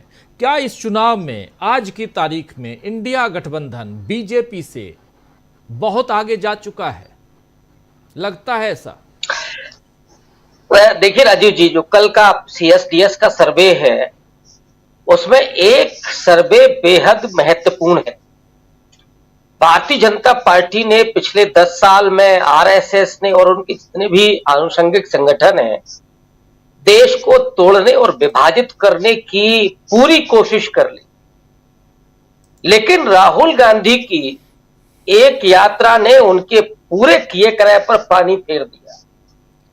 जिन नौजवानों को उन्होंने लगा रखा था कि 5-5, 6-6 घंटे आपको मोबाइल देखना है और मोबाइल पर केवल हिंदू मुसलमान, लेकिन 80% से ज्यादा नौजवान ये कह रहे हैं कि इस देश पर सारे धर्म के लोगों का अधिकार है। सारी परियोजना फेल हो गई। आप नौजवानों को ही अंधभक्त बनाना चाहते थे, वो बनने के लिए तैयार नहीं है, क्योंकि दूसरी तरफ चाहे वो तेजस्वी यादव हों जिन्होंने 3 लाख नौकरियां दी और ये दिखाया कि नौकरियां मिल सकती हैं, राहुल गांधी आंकड़ों के साथ कह रहे हैं कि 30 लाख नौकरियां खाली हैं। और जो जो संस्थाएं मोदी जी ने बेची, वो तो निर्मला सीतारमण ने कहा कि सब हम बेच देंगे वो तो, और मोदी जी का एक वीडियो बड़ा वायरल हुआ है बेच दो वाला, वो आपने भी देखा होगा, हमने भी देखा। सारे सार्वजनिक संस्थानों को बेचने पर आमादा, और जा कहां रहे हैं? अडानी के पॉकेट में, अंबानी साहब के पॉकेट में, और इधर देश के लोग गरीब होते चले जा रहे हैं। लोगों के पास ना रोजगार है, ना एजुकेशन है, ना हेल्थ का सिस्टम है। तो ऐसे में वो धर्म के आधार पर विभाजित करने की देश की सारी कोशिश, सारी परियोजना में पलीता लग गया। और मोदी जी अब बेचारे अकेले, और बड़ा बोझ है, मुझे दया आती है उनके ऊपर। अकेले कहां तक जूझेंगे? और इधर वो जो जिसको सच में इन लोगों ने इंडिया कहा, आपको वो दिख रहा है। बंगाली अस्मिता, बंगाल की शेरनी, वो ममता बनर्जी, स्टालिन का आपने नाम लिया, DK शिव कुमार, रेवंत रेड्डी, और इधर तेजस्वी यादव जैसा नौजवान दहाड़ता हुआ, अखिलेश यादव मतलब पहलवान का बेटा जो सीधे मैदान में पछाड़ता हुआ, और इधर मायावती ने भी अब बागडोर संभाल ली है। राहुल गांधी तो लगातार लगे ही हुए हैं, और यहां मल्लिकार्जुन खड़गे जैसा बहुत सीनियर आदमी। तो चारों तरफ से, वो प्रियंका गांधी ने अभी, केजरीवाल की पूरी टीम आप देख लीजिए, उधर हेमंत सोरेन की पत्नी, उनको देख लीजिए, जिस तरह से मजे हुए अंदाज में वो बात कर रही हैं। और मैं तो कई बार आपके यहां कह चुका हूं कि जब पति पर कोई बुरा साया आता है तो पत्नी आती है नजर उतारने के लिए, और वो जब रूप धारण करके पूरा मुस्तैदी के साथ, और ये बाकायदा रिसर्च है कि महिलाओं को जब भी मौका मिला पॉलिटिक्स करने का तो उन्होंने बहुत बड़ा काम किया। इंदिरा गांधी से लेकर के और मायावती तक कई बड़े आप नाम देखिए। सोनिया गांधी, जिन्होंने उन पूरे 10 सालों में, जो कहते हैं कि सोनिया गांधी ही बागडोर संभाल रही थी, लेकिन वो ये नहीं कहेंगे कि मनरेगा की योजना उन्होंने दी, right to food, right to education, right to information, ये जो जितनी जनहितकारी योजनाएं थीं। और प्रशांत जी तो बराबर कहते हैं कि ये मनरेगा के वजह से जो गांव के सामंती, कस्बे के सामंती थे, उनको वो सस्ते मजदूर नहीं मिल रहे थे, वो उनसे अब 100 रुपए में गुलामी नहीं करवा सकते थे, तो ये सारे मिल गए। और इधर राहुल गांधी जो एक समाजवादी चिंतन के साथ उभर रहे थे, तो सारे पूंजीपति इकट्ठे हो गए कि रे साहब इससे पीछा छुड़ाइए, तो इसीलिए मालामाल हो गए वो। और ऐसे में जो अभी 10 साल के बाद लोगों ने देखा कि मोदी जी ने सब कुछ, एयरपोर्ट बेच दो, रेलवे स्टेशन बेच दो, सड़क बेच दो, हवाई जहाज बेच दो, सारा कुछ बेच दो, लोगों के पास क्या बचा? झुंझुना बजाने के लिए। वो आपके सामने हाथ फैला करके 5 किलो राशन के लाइन में लगे होंगे। मोदी जी ये चाहते हैं। लेकिन इस देश का नागरिक बहुत स्वाभिमानी भी है।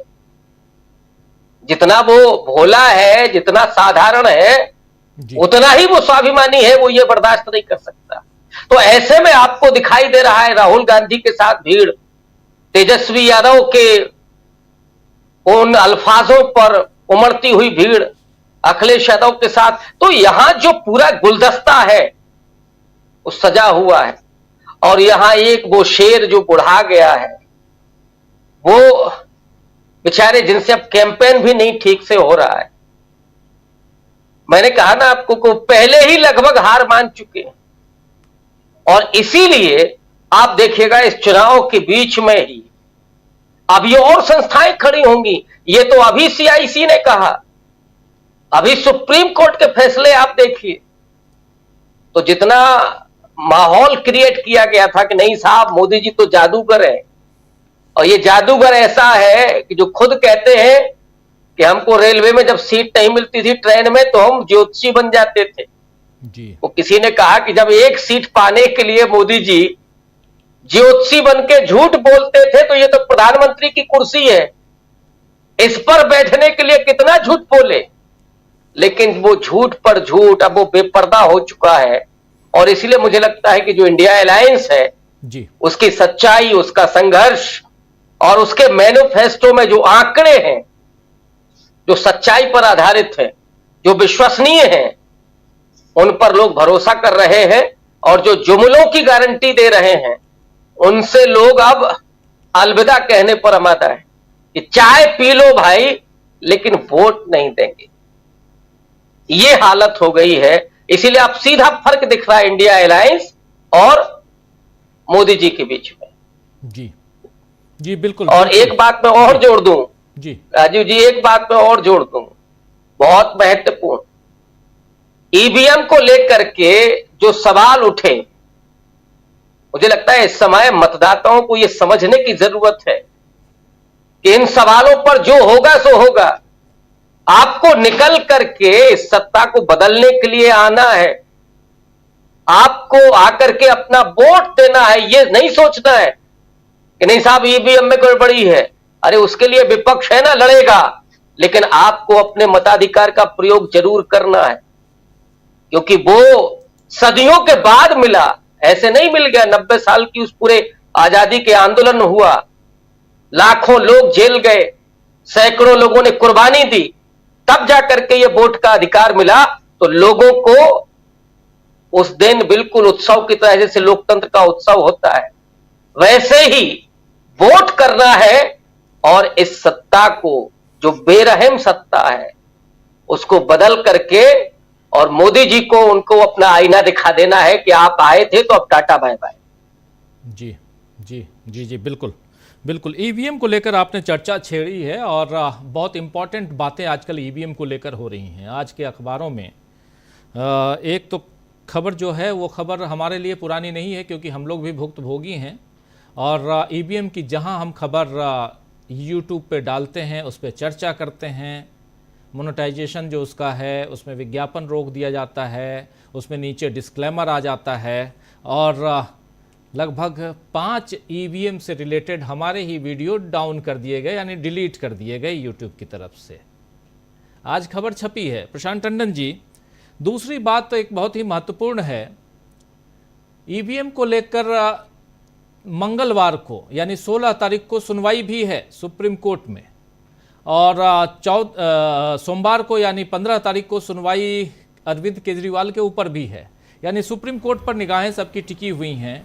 और तीसरी बात जो ज़रा यहाँ ज़रूरी भी करनी भी चाहिए, सर्वे का आप जिक्र कर रहे थे, आप भी और हमारे तमाम साथी श्रवण गर्ग साहब भी कर रहे थे, लोकनीति CSDS के सर्वे का जिक्र कर रहे थे आप लोग। उस सर्वे में क्या आपको भी लगता है कि राहुल गांधी की जो भारत जोड़ो यात्रा और भारत जोड़ो न्याय यात्रा है, उसका रिफ्लेक्शन दिखाई देता है उसमें? बिल्कुल राजीव जी, वो तो वहीं से मैंने अपनी बात शुरू की थी कि इस सर्वे में 2-3 चीजें बड़े पुख्ता तौर से दिखाई दे रही हैं। एक कि देश का मिजाज बदला है, 2 कि जो कॉरपोरेट मीडिया है, जो सरकार समर्थित मीडिया है, जो बीजेपी या मोदी समर्थित मीडिया है, उसका कोई हस्तक्षेप समाज में नहीं है। अगर वो हस्तक्षेप होता समाज में तो हिंदुत्व को 4% और राम मंदिर को 2% और राम मंदिर को 8% का बात नहीं आती। तो लोगों के बीच राय शुमारी का काम, ओपिनियन बनाने का काम वो मीडिया नहीं कर पा रहा है, जो डिजिटल मीडिया कर रहा है, क्योंकि डिजिटल मीडिया रोजगार और महंगाई ये सारी बातें कर रहा है, तो समाज के अंदर वो गया है। एक बात। दूसरी बात की जो बदलाव दिख रहा है, जो 3 दिन के सर्वे में जो दिशा दिखाई दी है, वो राहुल गांधी के भारत जोड़ो यात्रा की जो विमर्श पैदा हुआ है समाज में, उस तरफ दिशा दिख रही है। वोटों में क्या तब्दील होता है वो हमें देखना बाकी, वो 4 तारीख को देखेंगे। दूसरा आपका सवाल था कि ईवीएम को लेकर, बहुत महत्वपूर्ण है। आज के अखबारों का आपने जिक्र किया, 2 यूट्यूब चैनल जिन्होंने ईवीएम के बारे में कुछ विश्लेषण किया, उनका मॉनिटाइजेशन रोक दिया गया। आपने बताया कि आपके भी कुछ वीडियो डाउन किए गए। सुप्रीम कोर्ट इसकी सुनवाई कर रहा है। ये इलेक्शन कमीशन क्या चाहता है, यह सरकार क्या चाहती है कि क्या सुप्रीम कोर्ट जब सुनवाई करेगा ईवीएम की तो उसको डिजिटल मीडिया न दिखाए, सुप्रीम कोर्ट को सेंसरशिप करेंगे। मंशा तो ये दिखाई दे रही है कि सुप्रीम कोर्ट अगर ईवीएम पे बात करेगा, अभी हम लोग ईवीएम पे बात कर रहे हैं राजीव जी, इस वीडियो में देख लीजिएगा कि इस वीडियो के नीचे भी वो इलेक्शन कमीशन का डिस्क्लेमर आ जाएगा। और हम इस रिस्क को लेकर ये बात कर रहे हैं कि हमारा जो ट्रैफिक है वो रोका जाएगा, हमारी रीच कम की जाएगी, लेकिन ये देश हित में और लोकतंत्र हित में है, तो ये बात हम करेंगे। वो रेवेन्यू रोक दिया गया है, फिर भी वो बात करेंगे। तो ये खतरनाक ट्रेंड है जो इलेक्शन कमीशन, सरकार या यूट्यूब की तरफ से। यूट्यूब तो मजबूर है, यूट्यूब को सरकार की बात माननी है।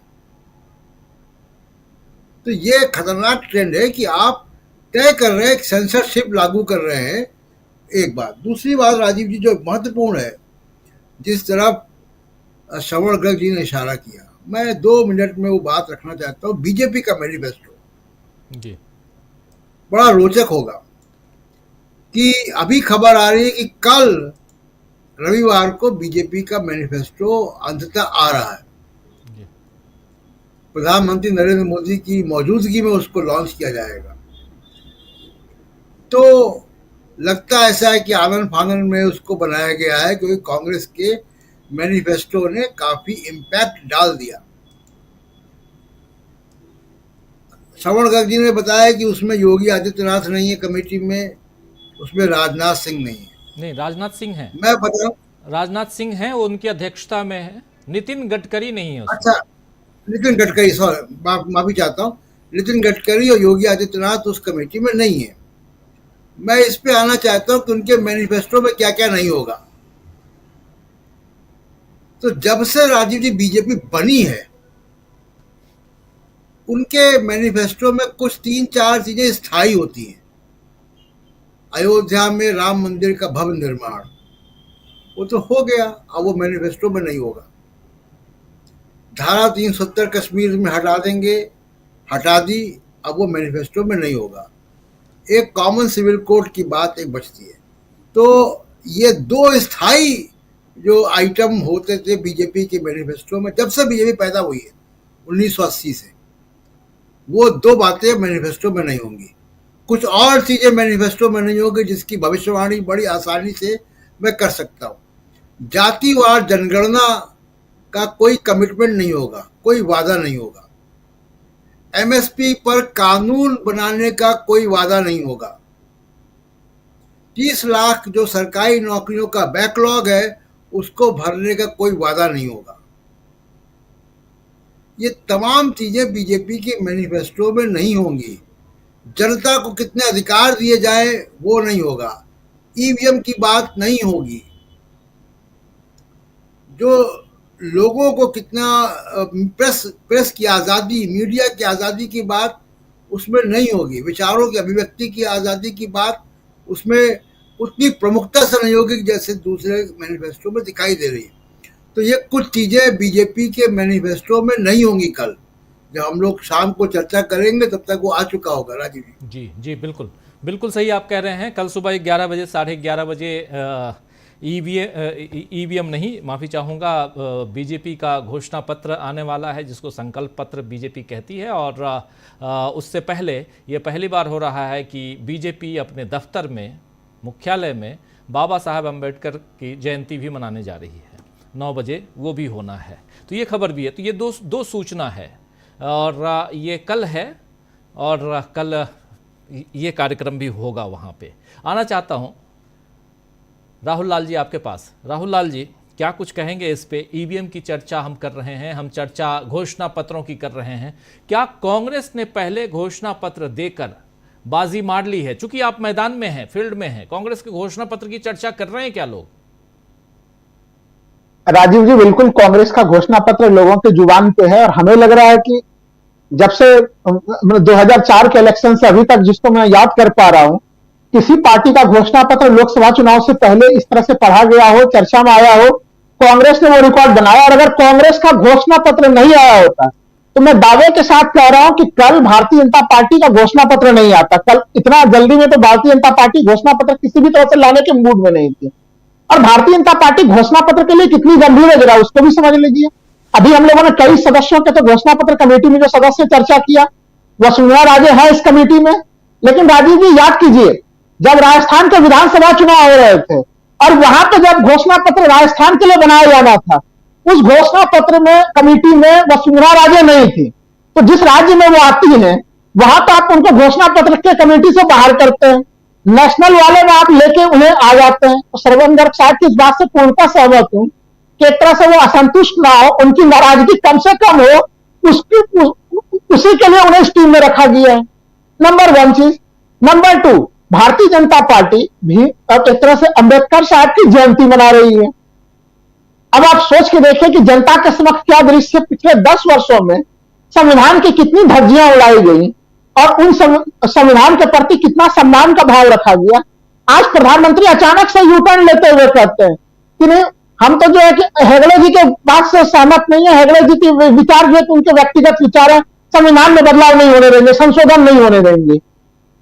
ज्योति मुर्धा जी की बात तो यहाँ पर श्रवण गर्ग साहब ने रखी। आप देखिए आरक्षण को लेकर कंगना रनावत ने क्या क्या टिप्पणियां की थी। वो कहती समाज में कोई जाति पाति नहीं है राजीव जी। उनका कहना है कि समाज में जो जाति पाति के दीवार बने वो भारतीय संविधान है दोषी उसके लिए। क्या प्रधानमंत्री ने इस बात का कभी खंडन किया? भारत के उपराष्ट्रपति महोदय जो हम लोगों के हैं, उन्होंने कैसी टिप्पणियां की संविधान के आधारभूत ढांचे के सिद्धांत को लेकर? माननीय भारतीय सुप्रीम कोर्ट ने जो केशवानंद भारती केस में आधारभूत ढांचा का सिद्धांत दिया था संविधान को, पूरे दुनिया भर के लिए नजीर है राजीव जी। दुनिया भर के दूसरे जो हमारे संविधान है, दूसरे जो सुप्रीम कोर्ट है, वो उस आदेश से शिक्षा ग्रहण करते हैं कि भारत का आधारभूत ढांचा सिद्धांत कितना शानदार है, उसे कोई बदल नहीं सकता। और उसको बदलने की बात कौन कर रहे थे? हमारे उपराष्ट्रपति महोदय कह रहे थे। क्या उस समय माननीय प्रधानमंत्री जी ने कोई हस्तक्षेप किया? हमारे न्यायपालिका के ऊपर किरण रिजिजू जी ने किस प्रकार की टिप्पणियां की, आपको यह भी याद होगा। तो पिछले, अगर हम लोग को ज्यादा पीछे जाने की जरूरत नहीं है, अभी पिछले 1-1.5 वर्षों में ही भारतीय संविधान पे जिस प्रकार से हमले भारतीय जनता पार्टी की तरफ से हुए हैं, तो वैसे स्थिति में प्रधानमंत्री जी के बात पे कोई कैसे भरोसा करे? और यह बात केवल मैं नहीं कह रहा हूं, जनता के बीच में प्रधानमंत्री को यह बयान क्यों देना पड़ा कि जनता के बीच में एक मैसेज जा रहा है कि भाई 400 सीटों की जरूरत क्यों है? हमें 400 सीटों की जरूरत इसलिए कि बीजेपी के बारे में एक परसेप्शन बन रहा, तो प्रधानमंत्री समझ चुके हैं कि जनता में नाराजगी है। तो इसलिए उस परसेप्शन को तोड़ने के लिए अंबेडकर जयंती बनाने की भी कोशिश होगी। लेकिन भीमराव अंबेडकर के प्रति भारतीय जनता पार्टी कितनी गंभीर है, विशेषकर प्रधानमंत्री कितने गंभीर है, वो हम लोग को उदाहरणों से प्राप्त हो जाता है। उन उदाहरणों से हम लोग सारे घटनाओं को समझ लेते हैं। मैं एक ही चीज कहूंगा, प्रधानमंत्री से एक गलती हुई थी राजीव जी, कि उन्होंने कांग्रेस के घोषणा पत्र में उसमें जो टिप्पणियां कर दी और उसको लेकर कांग्रेस के घोषणा पत्र ने जो सुर्खियां बटोरी, वही कारण है कि आज कांग्रेस का घोषणा पत्र बिना किसी चुनावी खर्चे के जनता के बीच में पहुंच गई। कम से कम मैंने वो 47 पेजों का जो वो पीडीएफ फाइल है 200 लोगों को भेजा होगा। लोगों ने फोन कर करके अलग अलग हिस्से मांगा कि आपके पास वो कांग्रेस का घोषणा पत्र वाला पीडीएफ फाइल है क्या, विस्तार से पढ़ना चाहते हैं उसे। तो ये एक स्थिति, और इसी स्थिति ने भारतीय जनता पार्टी को मजबूर किया है। लेकिन इनके जो 2014 का घोषणा पत्र है और 2019 के घोषणा पत्र हैं, उसमें विकास के बड़े बड़े वादे किए गए थे, स्मार्ट सिटी के दावे थे। धोलेरा स्मार्ट सिटी 2007 में इन्होंने घोषणा की थी राजीव जी, आज भी वहां पे धूल मिट्टी है। दुनिया के सबसे बड़ी स्मार्ट सिटी बनाने का दावा किया गया था। इनके बुलेट ट्रेन का दावा 2022 में समय क्रॉस कर चुका है। किसानों के डबल करने का 2022 में टाइम पार होकर हम लोग 2 साल ऊपर सरप्लस हो चुके हैं।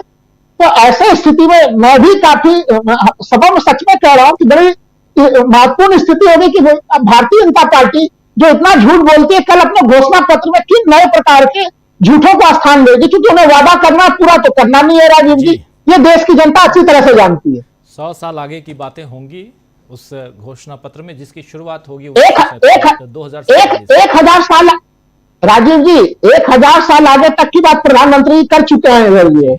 ये तो पहले 25 साल की बात भी कल हम लोग संकल्प पत्र में ये सब रिफ्लेक्ट होते हुए देखेंगे। लेकिन गर्ग साहब, कैसे माना जाए दूसरी तरफ जो इंडिया गठबंधन है वो उसकी मजबूती, क्या वो मजबूत है इस चुनाव में? एक सिंपल सा सवाल, क्या इंडिया गठबंधन इस चुनाव में मजबूत दिखाई दे रहा है? दूसरी बात इसी के साथ कि आखिर अगर मजबूत है तो उसका आधार क्या है?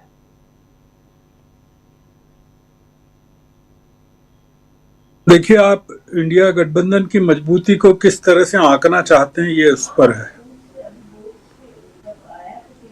मैं केवल एक सिंपल कैलकुलेशन देता हूं राजीव जी, वो बड़ा मजेदार है।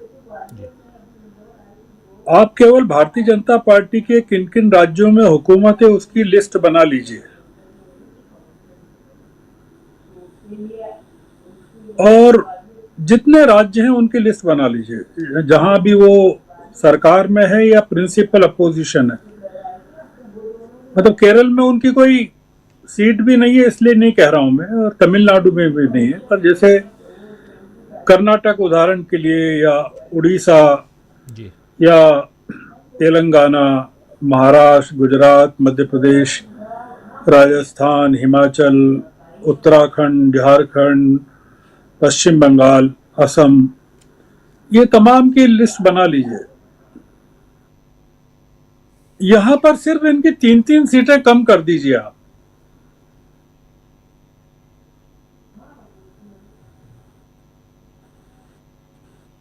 और आप देखिए कि क्या गणित आता है।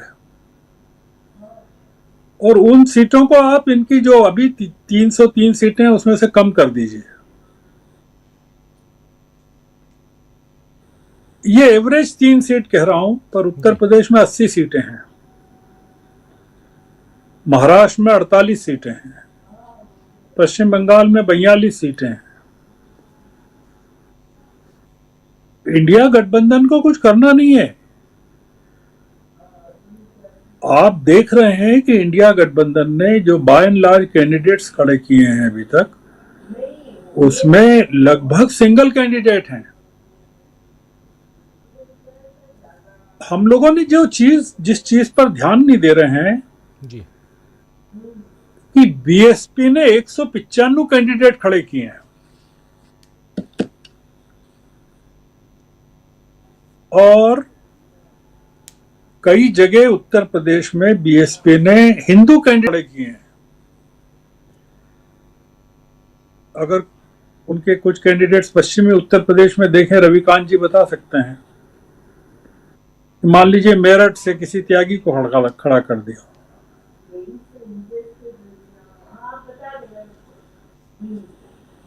ऐसे आप लिस्ट बनाइए उनके नामों की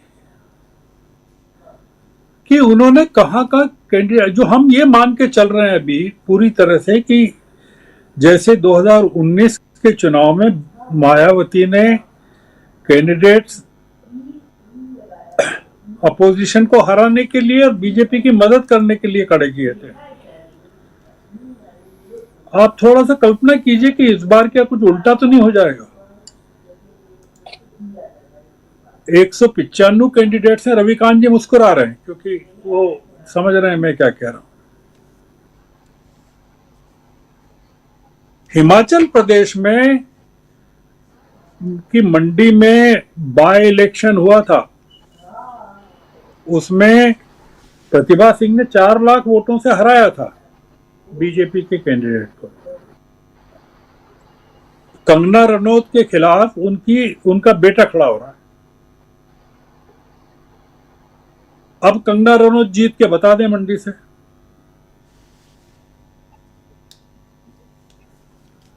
आप कल्पना कर सकते हैं राजीव जी कि अगर कंगना रनौत हार जाए, स्मृति ईरानी हार जाए, जितिन प्रसाद हार जाए,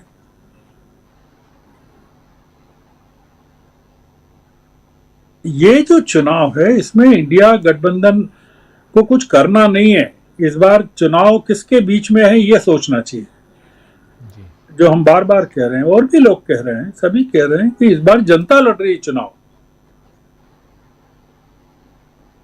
ये जो घोषणा पत्र बना है कांग्रेस का, ये राहुल गांधी ने जब घोषणा पत्र जारी किया तब आपने सुना क्या उनका भाषण? आपको सुनवाना चाहिए, कभी सुनवाइएगा। वो कह रहे हैं कि ये घोषणा पत्र तो वो है जो लोगों ने हमको बताया भारत जोड़ो यात्रा के समय सड़कों पर। तो ये लिखा थोड़ी है कांग्रेस ने तो सिर्फ स्टेनोग्राफर है कांग्रेस तो इसकी। इसका लेखन तो जनता ने किया है, जो रोजगार को लेकर या महंगाई को लेकर जो तमाम मुद्दे इसमें निकल कर आए हैं। आप मुझे एक चीज बताइए कि जो इन्होंने बताया प्रशांत जी ने कि क्या क्या चीजें नहीं होंगी जी। रिजर्वेशन की लिमिट को 50% से ऊपर कर दिया इन्होंने, राहुल गांधी की कांग्रेस ने। अब आप बताइए बैकवर्ड क्लासेस के और पिछड़ों के लिए आप बताइए कि जो पार्टी रिजर्वेशन के ही खिलाफ है, बेसिक कंसेप्ट के खिलाफ है, वो कहेगा, ये कहेगी कि हम इन्होंने 50 का कहा है तो हम 60% के ऊपर कर दें, कहेंगे क्या वो? नहीं कह सकते। जाति जनगणना की बात कही है, आप बताइए कि जाति जनगणना के बारे में आप एक छोटी सी बात है, जाति जनगणना की जो देन है उसके पीक के आर्किटेक्ट जो है, मैं नीतीश कुमार को मानता हूं, जो सोच के तौर पर उन्होंने आगे बढ़ाया और तेजस्वी ने उसको सपोर्ट किया और वो बिहार से पैदा हुआ एक आइडिया जी। अगर आज नीतीश कुमार इंडिया गठबंधन में होते और सरकार कायम रहती गठबंधन की, तो जो जाति जनगणना के जो फंडामेंटल्स हैं वो एग्जीक्यूशन में कहां होते। और आज नीतीश कुमार बीजेपी के साथ हैं वहां बिहार में सत्ता में, तो जाति जनगणना की जो चीजें उन्होंने घोषित की हैं वो कहां है? कहीं है क्या? दिख रहा है आपको? ग्राउंड में दिख रहा है वहां बिहार में? वो तो प्रधानमंत्री के पैर छू रहे हैं वहां सभा में और कह रहे हैं 4000 सीटें आएंगी एनडीए की जी। ये सरकार बौखला गई है। इसके एक जो ये कहते थे ना कि मनमोहन सिंह को कहते थे पॉलिसी पैरालिसिस हो गया है, इन लोगों को वैचारिक पैरालिसिस हो गया है। जो अब रिफ्लेक्ट होगा, जो कॉन्ट्राडिक्शंस हैं इनके सोच में और इनके एग्जीक्यूशन में, वो इनके घोषणा पत्र में रिफ्लेक्ट होंगे।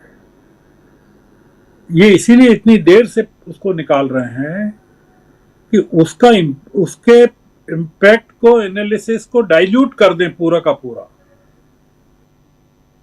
ऐसा है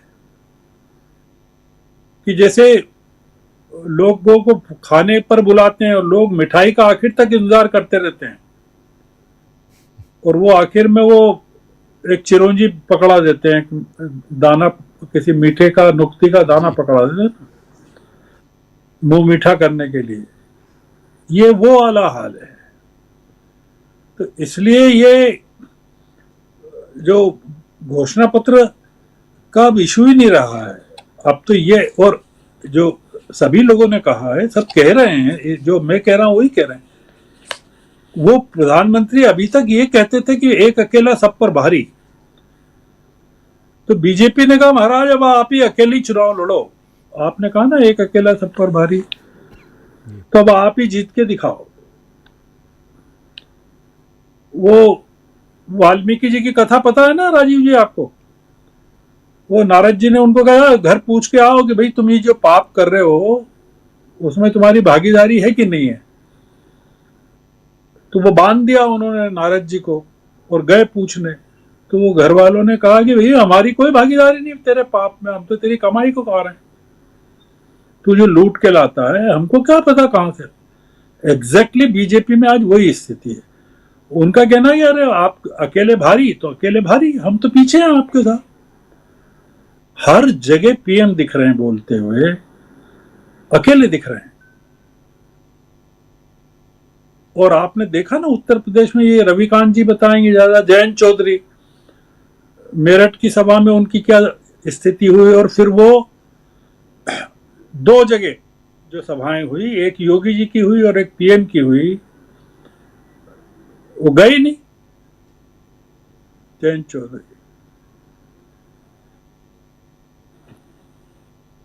ये जो एक वन पार्टी रूल जो है वो भारतीय जनता पार्टी में वन व्यक्ति रूल से शुरू हो गया है और वो देश में वन पार्टी रूल की तरफ बढ़ रहा है। ये चीज वो कह नहीं सकते ना घोषणा पत्र में। ये चीजें विदेशी हुकूमतें कह रही है कि ऑटोक्रेसी की तरफ भारत बढ़ रहा है, ऑटोक्रेटिक रूल की तरफ बढ़ रहा है। ये जो इंस्टीट्यूशंस हैं दुनिया के वो कह रहे हैं। आपके वीडियोस डाउन होंगे, आपका चैनल बंद भी हो सकता है। पहले फेज के बाद इतने चेहरे उतर जाएंगे 102 सीटों के बाद कि दूसरे में 89, तीसरे में 89। केजरीवाल के बारे में जो फैसला 15 को होगा, मुझे तो उम्मीद नहीं है कि वो कोर्ट रिहा कर देगी, क्योंकि वो एक अलग बात है। पर ईवीएम को लेकर, वीवीपैट की पर्चियों की गिनती को लेकर अगर फैसला आ गया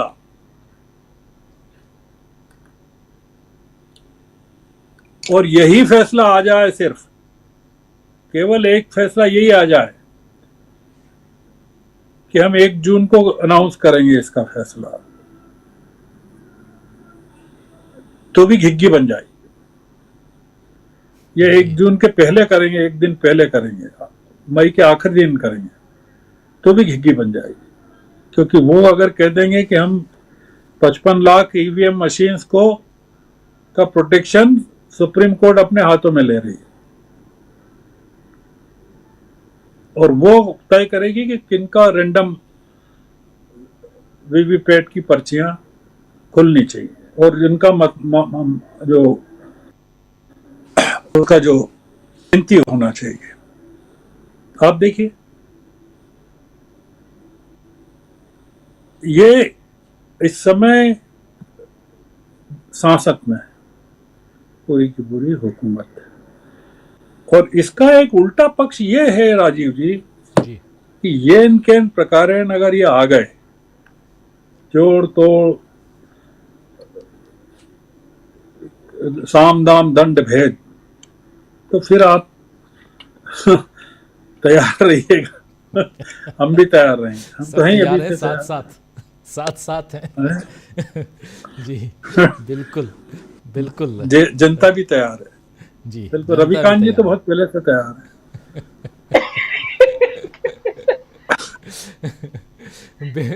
बिल्कुल, बहुत बहुत शुक्रिया आपका गौर साहब, इस चर्चा के लिए इस चर्चा में भाग लेने के लिए, समय निकालने के लिए।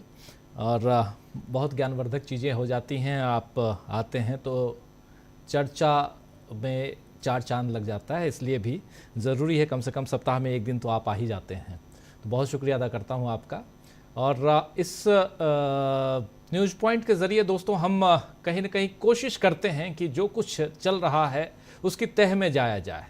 क्या चल रहा है, इंडिया गठबंधन को अगर हम मजबूत कह रहे हैं तो कैसे मजबूत है, वही सवाल लेके आया था जिसका जवाब दे रहे थे गर्ग साहब अभी आप लोगों के सामने। और विपक्ष के सामने जो एनडीए है यानी बीजेपी जो है सत्तारूढ़ दल और उसका गठबंधन, वो क्या कुछ कर रहा है, प्रधानमंत्री नरेंद्र मोदी आगे क्या कुछ करने वाले हैं, और उनका संकल्प पत्र जो आ रहा है उसमें क्या कुछ होने जा रहा है, इसके बाद कल से किस दिशा में ये चुनाव जाएगा। क्योंकि अभी तक कांग्रेस पार्टी और कांग्रेस के जो समर्थक घटक दल हैं वो एक खबर और भी आपके सामने चलते चलते रखना चाहता हूँ। ओबीसी जनगणना की बात, जाति आधारित जनगणना की बात इंडिया गठबंधन ने लगातार की है और उनके घोषणा पत्र में भी है। और आज 55 सामाजिक संगठनों ने, ओबीसी संगठनों ने इंडिया गठबंधन को कांग्रेस पार्टी से मिलकर समर्थन देने की घोषणा कर दी है। आज ही यहाँ दिल्ली में कांग्रेस पार्टी के मुख्यालय में ये 55 संगठनों ने आकर ये घोषणा की और अपना समर्थन जताया। इससे पहले आप याद कीजिए कि 25 संगठनों ने और भी घोषणा कर दी थी। तो एक बहुत बड़ा हिस्सा ओबीसी का वो इंडिया गठबंधन के साथ आ रहा है, ये भी दिखाई दे रहा है। तो बहुत सारी बातें आगे भी करेंगे। बहुत बहुत शुक्रिया अदा करता हूं गर्ग साहब आपका, बहुत बहुत शुक्रिया प्रोफेसर रविकांत जी, प्रशांत टंडन जी, राहुल लाल जी और अमलेंदु उपाध्याय जी, आप सबका बहुत बहुत शुक्रिया, बहुत धन्यवाद।